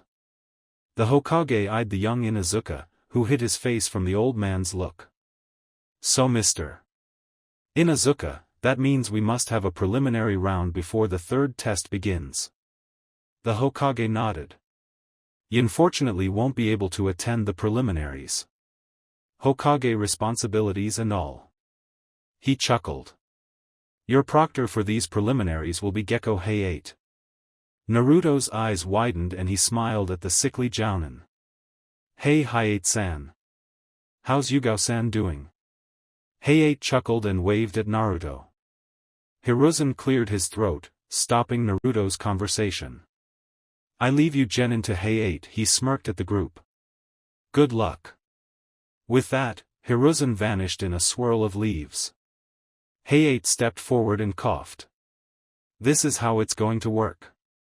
He coughed again. 2 names will appear on the screen, both of which will be random. The 2 of you will fight until either one or both of you are unable to fight. He saw the Genin nod in understanding. Before the preliminaries begin, does anyone here want to quit? Now is your only chance to forfeit. A boy in the back raised his hand. I quit. Everyone turned and saw a tallish boy with glasses and long, silver hair pulled into a low ponytail. I'm too weak to continue. I forfeit. Hayate nodded. I see. And you are? Yakushi Kabuto. He said with a weak nod. All right. Yakushi Kabuto has forfeited the Chunin exams and is no longer able to compete. Anyone else want to follow him? Hayate asked with a cough. When no one answered, Hayate nodded. All right. Everyone up on the platform and we'll begin. Hayate watched the Genin and their Jounin instructors walk up the stairs to the platform. All right, the first match will be, everyone turned to the screen and watched names rapidly flash across it. Akato Yoroi vs. Uchiha Sasuke. Sasuke smirked. This won't take long. At least make it interesting. Naruto smirked. Always. He chuckled. Good luck Sasuke. Hinata smiled. Sasuke waved at her and walked down the stairs to join Hayate and the Genin. Sasuke looked Yoroi up and down, unimpressed. Yoroi was taller than him by at least 4 inches, wore a purple bandana Hayate and a purple mask that covered most off his face. He had circular sunglasses, much like Shino's, that hid his eyes. While most people would be intimidated by his somewhat threatening appearance, Sasuke wasn't. The raven-haired boy looked at Yoroi and smirked. Try and give me a challenge, okay? You damn brat. I'm going to wipe the floor with you. Yoroi growled. Hayate looked at both competitors and raised his hand. Begin. Once Hayate was out of the way, Yoroi attacked, his hand glowing with chakra. He reached towards Sasuke, but missed. Yoroi frowned and swiped again. Sasuke dodged but felt one of Yoroi's fingers graze his cheek. Sasuke flinched when he felt Yoroi's finger. His eyes widened when he felt a small amount of chakra leave his body. What the hell? Yoroi smirked. Looks like you figured it out. If you aren't careful I can suck all of the chakra out of your body. He chuckled. Sasuke frowned. He performed a few hand signs and blew a large blast of fire at Yoroi. Katan, Gokakyu no Jutsu. Yoroi's eyes widened and dodged the large fireball, but just barely. Yoroi frowned as he stared at the young Uchiha. Demythus kid strong. I have to end this quickly. Yoroi's hand began to glow again and he rushed at Sasuke. Sasuke leapt away from the attacking Nin, dodging every one of Yoroi's attempts to drain his chakra. Yoroi growled at Sasuke and lunged at the younger boy. He managed to get Sasuke to falter and grabbed Sasuke by the throat. Sasuke! Hinata screamed in horror. Come on Sasuke! Kick his ass! Naruto yelled. Sasuke coughed as Yoroi choked him and drained his chakra. Shit, he was losing chakra and oxygen. He needed to get free. Sasuke brought his knee up into Yoroi's gut, forcing him to let go. Sasuke jumped back and took a few deep breaths. Damn it, his chakra was depleted from Yoroi's attack. Yoroi chuckled. You shouldn't have underestimated me, brat. Sasuke smirked. And you shouldn't continue to underestimate me. Sasuke closed his eyes for a moment, and when he opened them his Sharingan was activated. Sasuke rushed Yoroi. In the blink of an eye, he was crouching in front of the older genin. Sasuke's foot connected with Yoroi's chin, sending him flying into the air. Sasuke jumped up and began hitting Yoroi with a multitude of punches and kicks. As Yoroi began to fall, Sasuke spun in the air and drove his heel into Yuar's chest, driving him into the ground. Shirsha Rendan. Yoroi lay on the stone floor, unmoving. Sasuke stood up and brushed himself off. Are we done? Heiei appeared and examined Yoroi. He stood up and nodded towards Sasuke. Winner, Uchiha Sasuke. Sasuke smirked and saw his team cheering for him on the platform. He walked up and high-fived Naruto. Told you it wouldn't take long. Kakashi smirked. Well done Sasuke. Now you can sit back and enjoy the rest of the fights. Naruto pouted. I wish I could have gone first. Hinata giggled at her crush. Don't worry Naruto-kun. Your match will come soon. Naruto nodded and smiled at the brunette. Yeah I know. The genin turned back to the small arena when Heiei coughed. The next match will be, he said after his coughs. They all watched the screen flash with names before settling on two. Nara Shikamaru and Inuzuka Kiba. Kiba frowned. I have to fight lazy ass over there. This is going to be an easy fight. He smirked and walked down his stairs with Akamaru to the arena. Hey! You can't use pets in a fight. Ino shouted. Kiba bared his fangs and growled at Ino. Shut up, blondie. Akamaru isn't just any pet, he smirked. Heiei nodded. Akamaru is a ninken, he is eligible to participate in the match. Shikamaru groaned. Great, this just makes the fight more troublesome. He took his time going down to the arena where he stood in front of Kiba, staring boredly at the canine-like genin. Heiei looked at Kiba and Shikamaru and nodded. Begin. Kiba lunged at Shikamaru, swiping at the lazy genin. Shikamaru jumped back, avoiding Kiba's sharp claws. Kiba frowned. Stop dodging me. Shikamaru sighed. Why? I may not want to fight, but it doesn't mean I'm going to roll over and take it like a dog. He smirked. Burn! Naruto yelled from the platform. Kiba growled and bared his teeth. You asshole! Kiba performed the tiger hand sign and his body began to glow with chakra. Kiba's body hunched over, forcing him on all fours. His feral features became far more noticeable as his teeth and claws grew longer, his hair shaggier, and his wild eyes formed into slits. Shikyaku no Jutsu. Kiba growled. Shikamaru scrunched his eyebrows. Just great, Kiba turned to Akamaru and tossed him a small red pill. Akamaru swallowed the pill and his appearance changed as well. He became savage as his snow-white fur turned crimson. Akamaru ran over to Kiba and jumped on his back. Kiba performed another tiger hand sign and Akamaru burst into a puff of smoke. When the smoke cleared, Akamaru, who had transformed into another Kiba, was crouching on top of the real Kiba. Kiba smirked. Jujin Bunshin. Shikamaru's eyes widened. This just became a lot more troublesome. The Kiba attacked, swiping at Shikamaru with their extended claws. Shikamaru dodged the attacks, but found it a lot harder to dodge two faster and stronger Kiba. Shikamaru gasped and hissed in pain when he felt one of Kiba's claws scratch across the chest. Shikamaru jumped away from the twins. Shit, I need to end this or I'm in for some serious trouble. Shikamaru preformed a rat hand sign and his shadow stretched out in front of him. Kagemain no Jutsu. One of the Kibas reached into their back pocket and threw a smoke bomb. When the smoke screen faded, Shikamaru's shadow had managed to catch one of the Kiba. Now which Kiba did I capture? Shikamaru stared at the Kiba's face. His hands moved in front of his body in what his team called his thinking pose. What's Shikamaru doing? Hinata blinked.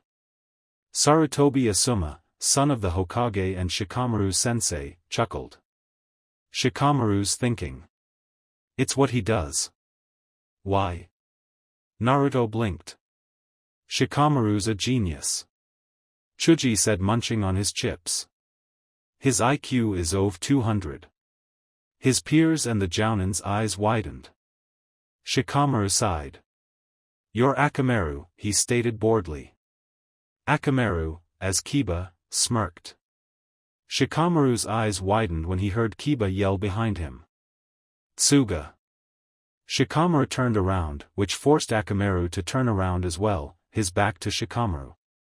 The genius genin saw a tornado spiraling towards him. Shikamaru cancelled his shadow imitation and jumped out of the way. Kiba crashed into Akamaru, who had his back turned at the precise moment. The beast clone yelped and returned to his dog form, whimpering on the ground. Akamaru. Kiba cried and ran over to his dog. He picked up his whimpering companion and frowned. Shikamaru stretched his shadow out again and captured Kiba while he was preoccupied. Kagemain no Jutsu. He said boredly. Give up, Kiba. You can't win while you're possessed. Kiba growled at Shikamaru. He knew he was beaten. He sighed and looked up at Hayate. Proctor, I give up. Hayate nodded. Inuzuka Kiba has forfeited the match. Nara Shikamaru is the winner. Chuji and Ino cheered for their teammate, Ino louder than Chuji. Once Shikamaru released Kiba, the two genin walked up the stairs to the platform, ready to watch the next match unfold. Kiba walked up the platform wearing a solemn expression. Cheer up, Kiba. You did very well fighting against Shikamaru. Kurenai praised. Not real, I made me forfeit the match. He pouted, still holding on to Akamaru. I mean, how outsmarted me into hurting Akamaru. He wasn't necessarily upset about losing the match. He was upset about hurting his longtime friend. Kakashi stepped up next to the Genjutsu mistress and smiled at Kiba. You have to understand, Kiba, Shikamaru is a strategist, much like his father. Kurenai nodded. He's right, Kiba. Don't be down on yourself.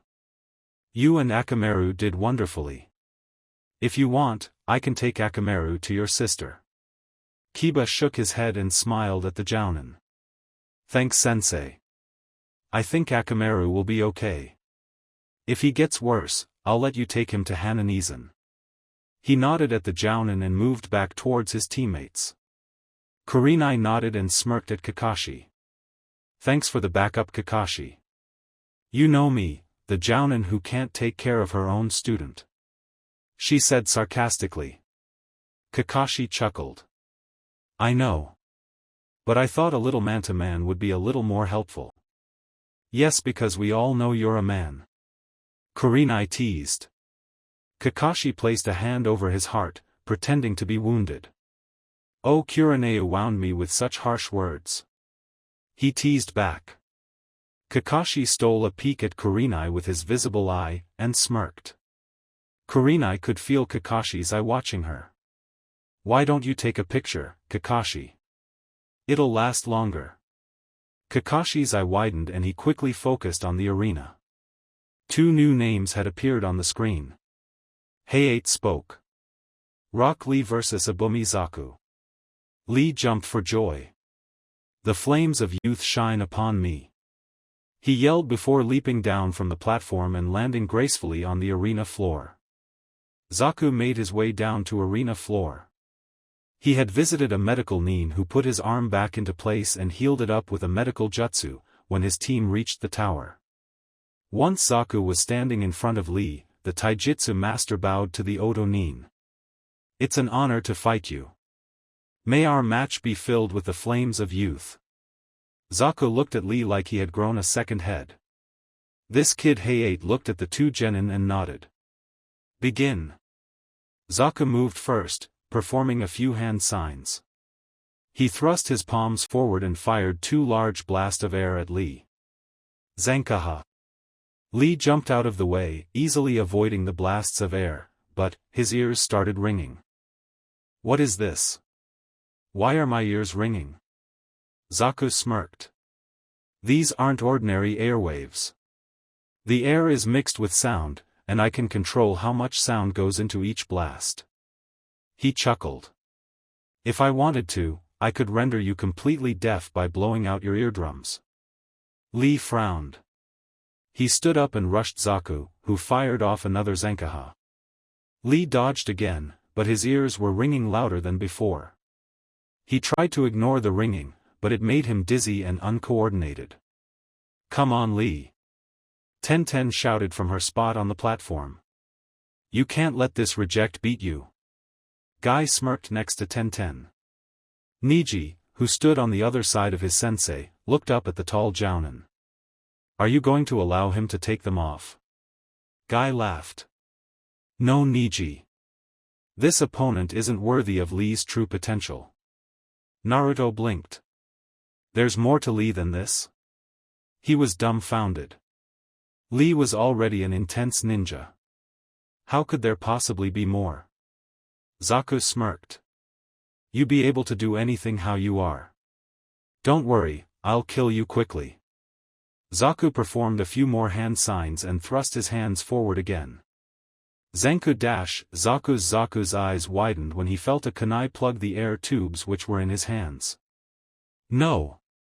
The airwaves in the tubes needed to be expelled, but because the tubes were plugged the air had no escape routes. Zaku's arms started to bulge with the air. His eyes widened. No! No, no, no! Zaku attempted to pull out the kunai, but, before he could, the air exploded from his arms. He screamed as skin, blood, and muscle dripped from his bones. He fell to his knees, crying in agony. Lee stood several feet away, holding a kunai. He had to admit that he was lucky that his aim hadn't been as compromised as he thought, but he hadn't expected his opponent's arms to explode. Hayate quickly rushed to Zaku and examined the gruesome wound. After a few moments he stood up and coughed. "We need Medic Nin in here immediately. Winner is Rock Lee." Once the winner was announced, Medic Nin rushed into the arena and placed Zaku, who was still screaming, on a stretcher. After he was taken away, Hayate announced the next match. Tamari vs Tenten. He coughed. Once both kunoichis were standing in the arena, Tenten smiled at the blonde. "It's an honor to fight a fellow kunoichi. May the best woman win." Tamari shook her head. "Don't worry, I will. Begin." Tenten pulled out several shuriken and kunai, throwing them at Tamari. Tamari rolled her eyes and swung her large fan, blowing the shuriken and kunai away. Tenten frowned. "This is going to be a lot harder than I thought." Tamari chuckled. "Your weapons are useless against me. My fan will just blow them all away." She smirked. Tenten smirked back. "Not all my weapons." She pulled a scroll from her back pocket, bit her thumb, and slid her blood across the scroll. A large steel staff appeared in a puff of smoke. Tenten rushed the blonde and swung down with her staff. Tamari jumped back and swung her fan again. Another gust of wind flew towards Tenten. Tenten stood her ground, trying to withstand the wind.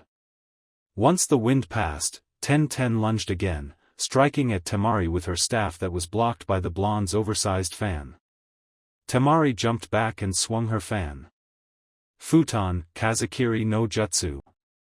Small blades of air flew at Tenten, who yelped in pain when she felt the blades cutting her skin. Tamari smirked. "You can't beat me, little girl." She chuckled. Tenten frowned and pulled out 2 scrolls. "No one's ever made me use this technique so early." She bit her thumbs, slid her thumbs across the scrolls and threw them up in the air. She jumped up in between the scrolls. Sashoryu. Tenten started grabbing weapon after weapon from the scrolls: kunai, shuriken, maces, kusarigamas, cycles, tontos, came at Tamari with deadly aim. Tamari watched as a barrage of weapons came flying towards her. She began to spin her large fan at a high speed, deflecting the weapons as they flew at her. Each weapon that was deflected, Tenten had one to replace it. But her Sashoryu scrolls only had so many weapons. Tamari frowned. "I'm getting bored of this." Tamari opened her fan as she spun it, and gave it a good swing.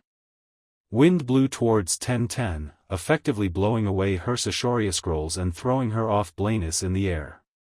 Tamari smirked. Futon, Tatsu no Ashigoto. She swung her fan again, and a tornado descended upon Tenten, throwing the leaf kunoichi around like a rag doll. Tenten. Lee yelled from the platform. Lee looked up at his sensei and saw that he had a solemn face. Niji watched his teammate being thrown by the tornado and felt a sense of dread.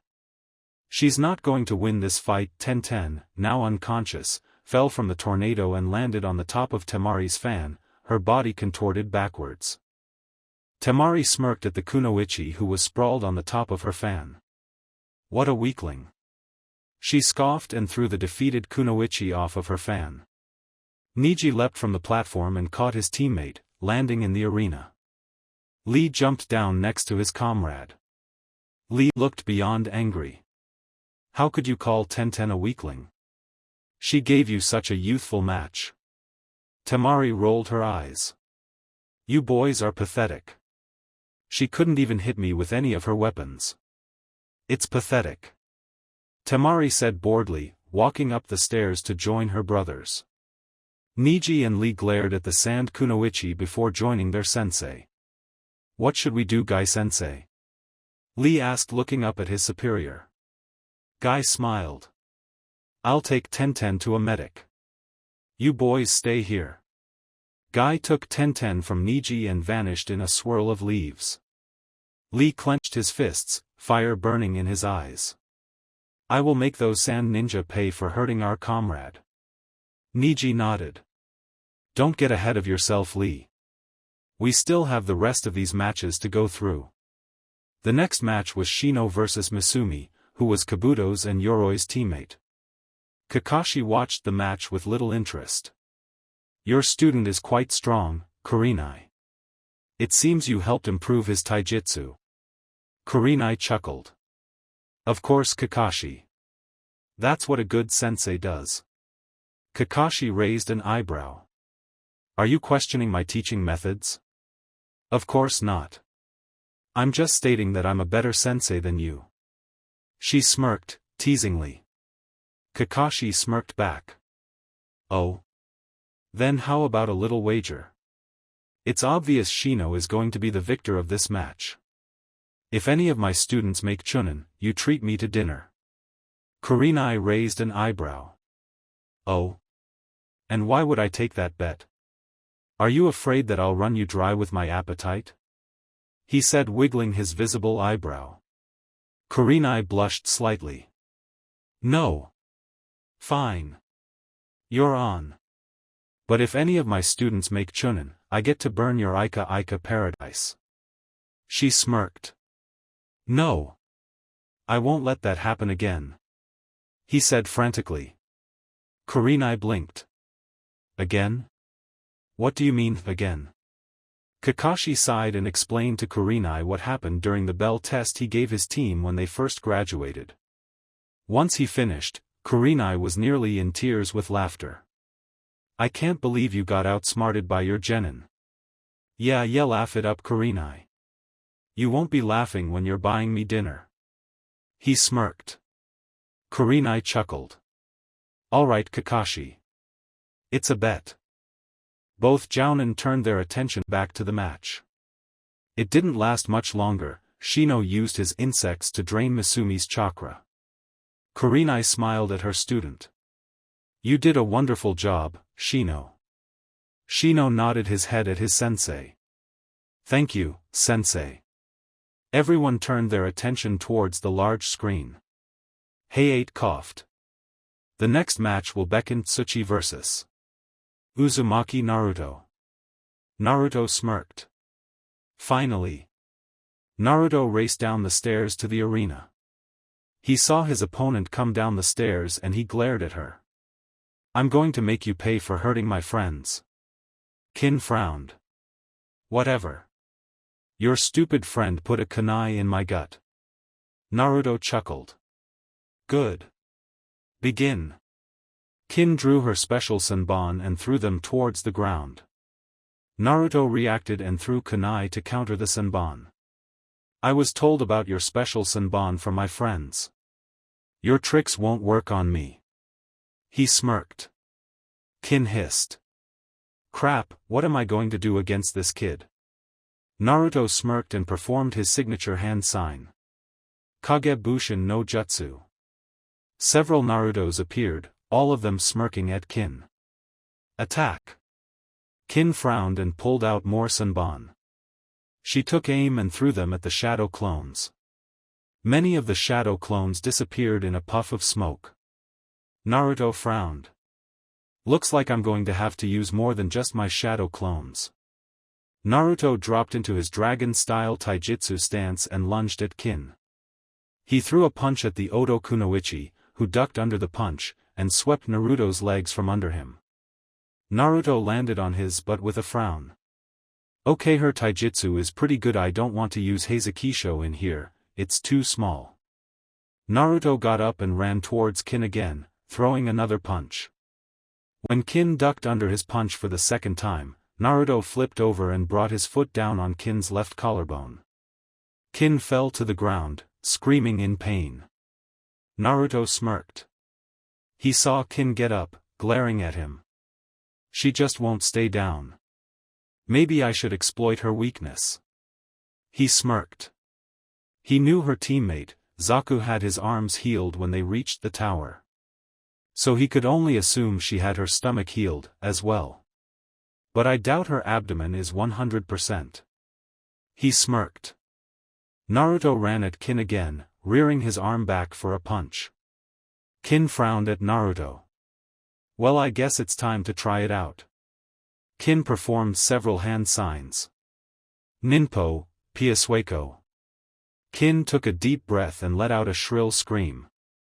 A large blast of sound waves erupted from her mouth and plowed right into Naruto. The blast made the spectators cringe and cover their ears, Kiba and Akamaru finding the sound very painful. The blast sent Naruto flying right into the stone wall of the arena. Naruto fell from the wall onto his hands and knees. He groaned as he looked up at Kin. What was that? Kin chuckled. That's a special jutsu that I learned from a fellow kunoichi. She smirked. Pretty good, huh? Kin performed the same hand signs and used Piasueko again. Naruto's eyes widened and he rolled out of the way. Kin continued screaming at Naruto, the jutsu firing his way. Naruto dodged each attempt. How am I going to get out of this? Hinata watched her crush fight the Oto Kunoichi with worry. Her Piasueko was giving the blonde trouble. You can do it, Naruto-kun. She cheered for her crush. Sasuke stood next to Hinata and sighed. Unless he can figure out a way past that jutsu, I don't know if Naruto's going to win, he frowned. I wouldn't be too sure of that, Sasuke. Kakashi said, coming up behind his students. Why do you say that, sensei? Hinata blinked. She believed in Naruto, but she was wondering what Kakashi meant. Naruto's got a little something up his sleeve. He chuckled. Back in Wave, when everyone had been training, Kakashi decided on a little special training for Naruto. Flashback, how are you feeling, Kakashi-sensei? Naruto asked with a smile. Better. Almost fully healed. He chuckled. Naruto, you know what this is? He said, holding out a piece of paper. A paper? He asked, confused. Kakashi sighed. Yes, Naruto, paper. But it isn't ordinary paper. It's chakra paper. Naruto nodded. Oh, okay. Chakra paper allows you to see what kind of elemental affinity you have, right? Kakashi nodded. Correct. While your Kagebushin and Heizukisho are very powerful, you can't rely on them. You need other skills in your repertoire. Kakashi explained. Naruto nodded. Alright. So what do I have to do? Just pour a little bit of chakra onto the paper, and depending on the reaction, it will tell you what element you have an affinity for. Naruto nodded and did as he was told. After pouring a little chakra into the paper sliced right down the center. Kakashi chuckled. Just as I thought. You have the affinity for wind. Naruto smiled. Cool. So when do I get to start training with my affinity? He was bouncing with anticipation. Right now. Kakashi chuckled. He reached into his travel pack and pulled out several scrolls. These are scrolls for some low to mid-level wind jutsus. Study up and practice when you can. He nodded. Naruto smiled. Thanks, Kakashi-sensei. End flashback. Wait, so you taught Naruto wind jutsus? Sasuke asked with a frown. Well, not really. He taught himself wind jutsus. I just gave him the tools to learn them. Kakashi gave Sasuke his signature, I. Sasuke's eye twitched. Isn't that playing favorites? Kakashi chuckled. Don't get your undies in a twist, Sasuke. You and Hinata have an advantage over Naruto.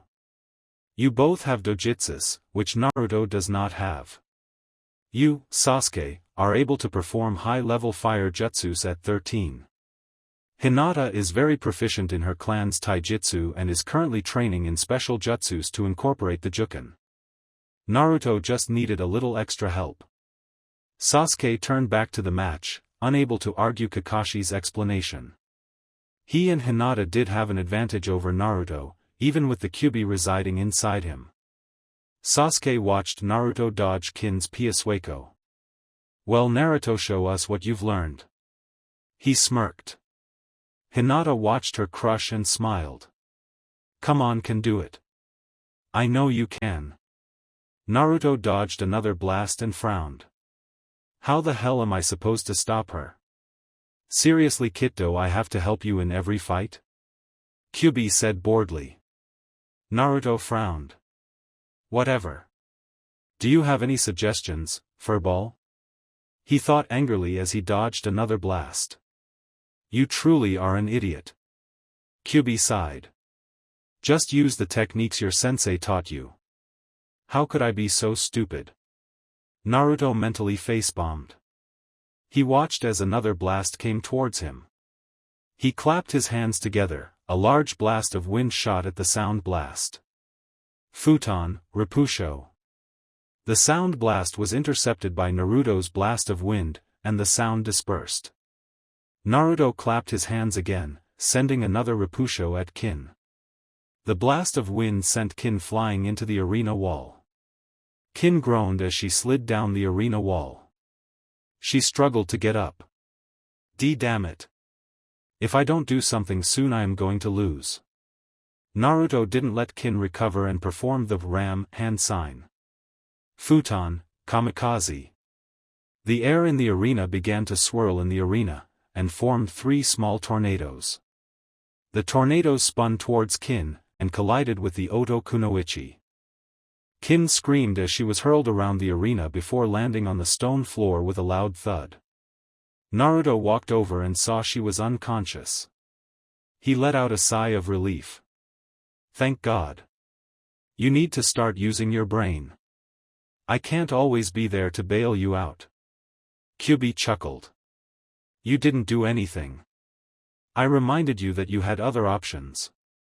Kyubi smirked. Winner Uzumaki Naruto. Hayate smirked. Naruto smiled at Hayate, who nodded back. Naruto raced upstairs and smiled. Ah yeah. I did it. Sasuke shook his head. Well done Dobe. Hinata smiled. You did a great job Naruto-kun. She said with a small blush. Naruto smiled brightly. Thanks guys. Now all you gotta do is win, Hinata-chan. Then all three of us are in the third exams. He said putting his arm around her shoulders. Hinata blushed. Why yeah, Naruto smirked. Did you just stutter Hinata-chan? Hayate coughed, gaining Team 7's attention. Thanks for watching. If you enjoyed this video, smash that like button and subscribe for more content. Support the original author by clicking their profile link in the pinned comment of the first video of this series. They deserve the love. Want early access and exclusive content? Join my Patreon community, link below. Your support fuels these videos. Drop a comment with your thoughts, and I'll catch you in the next video.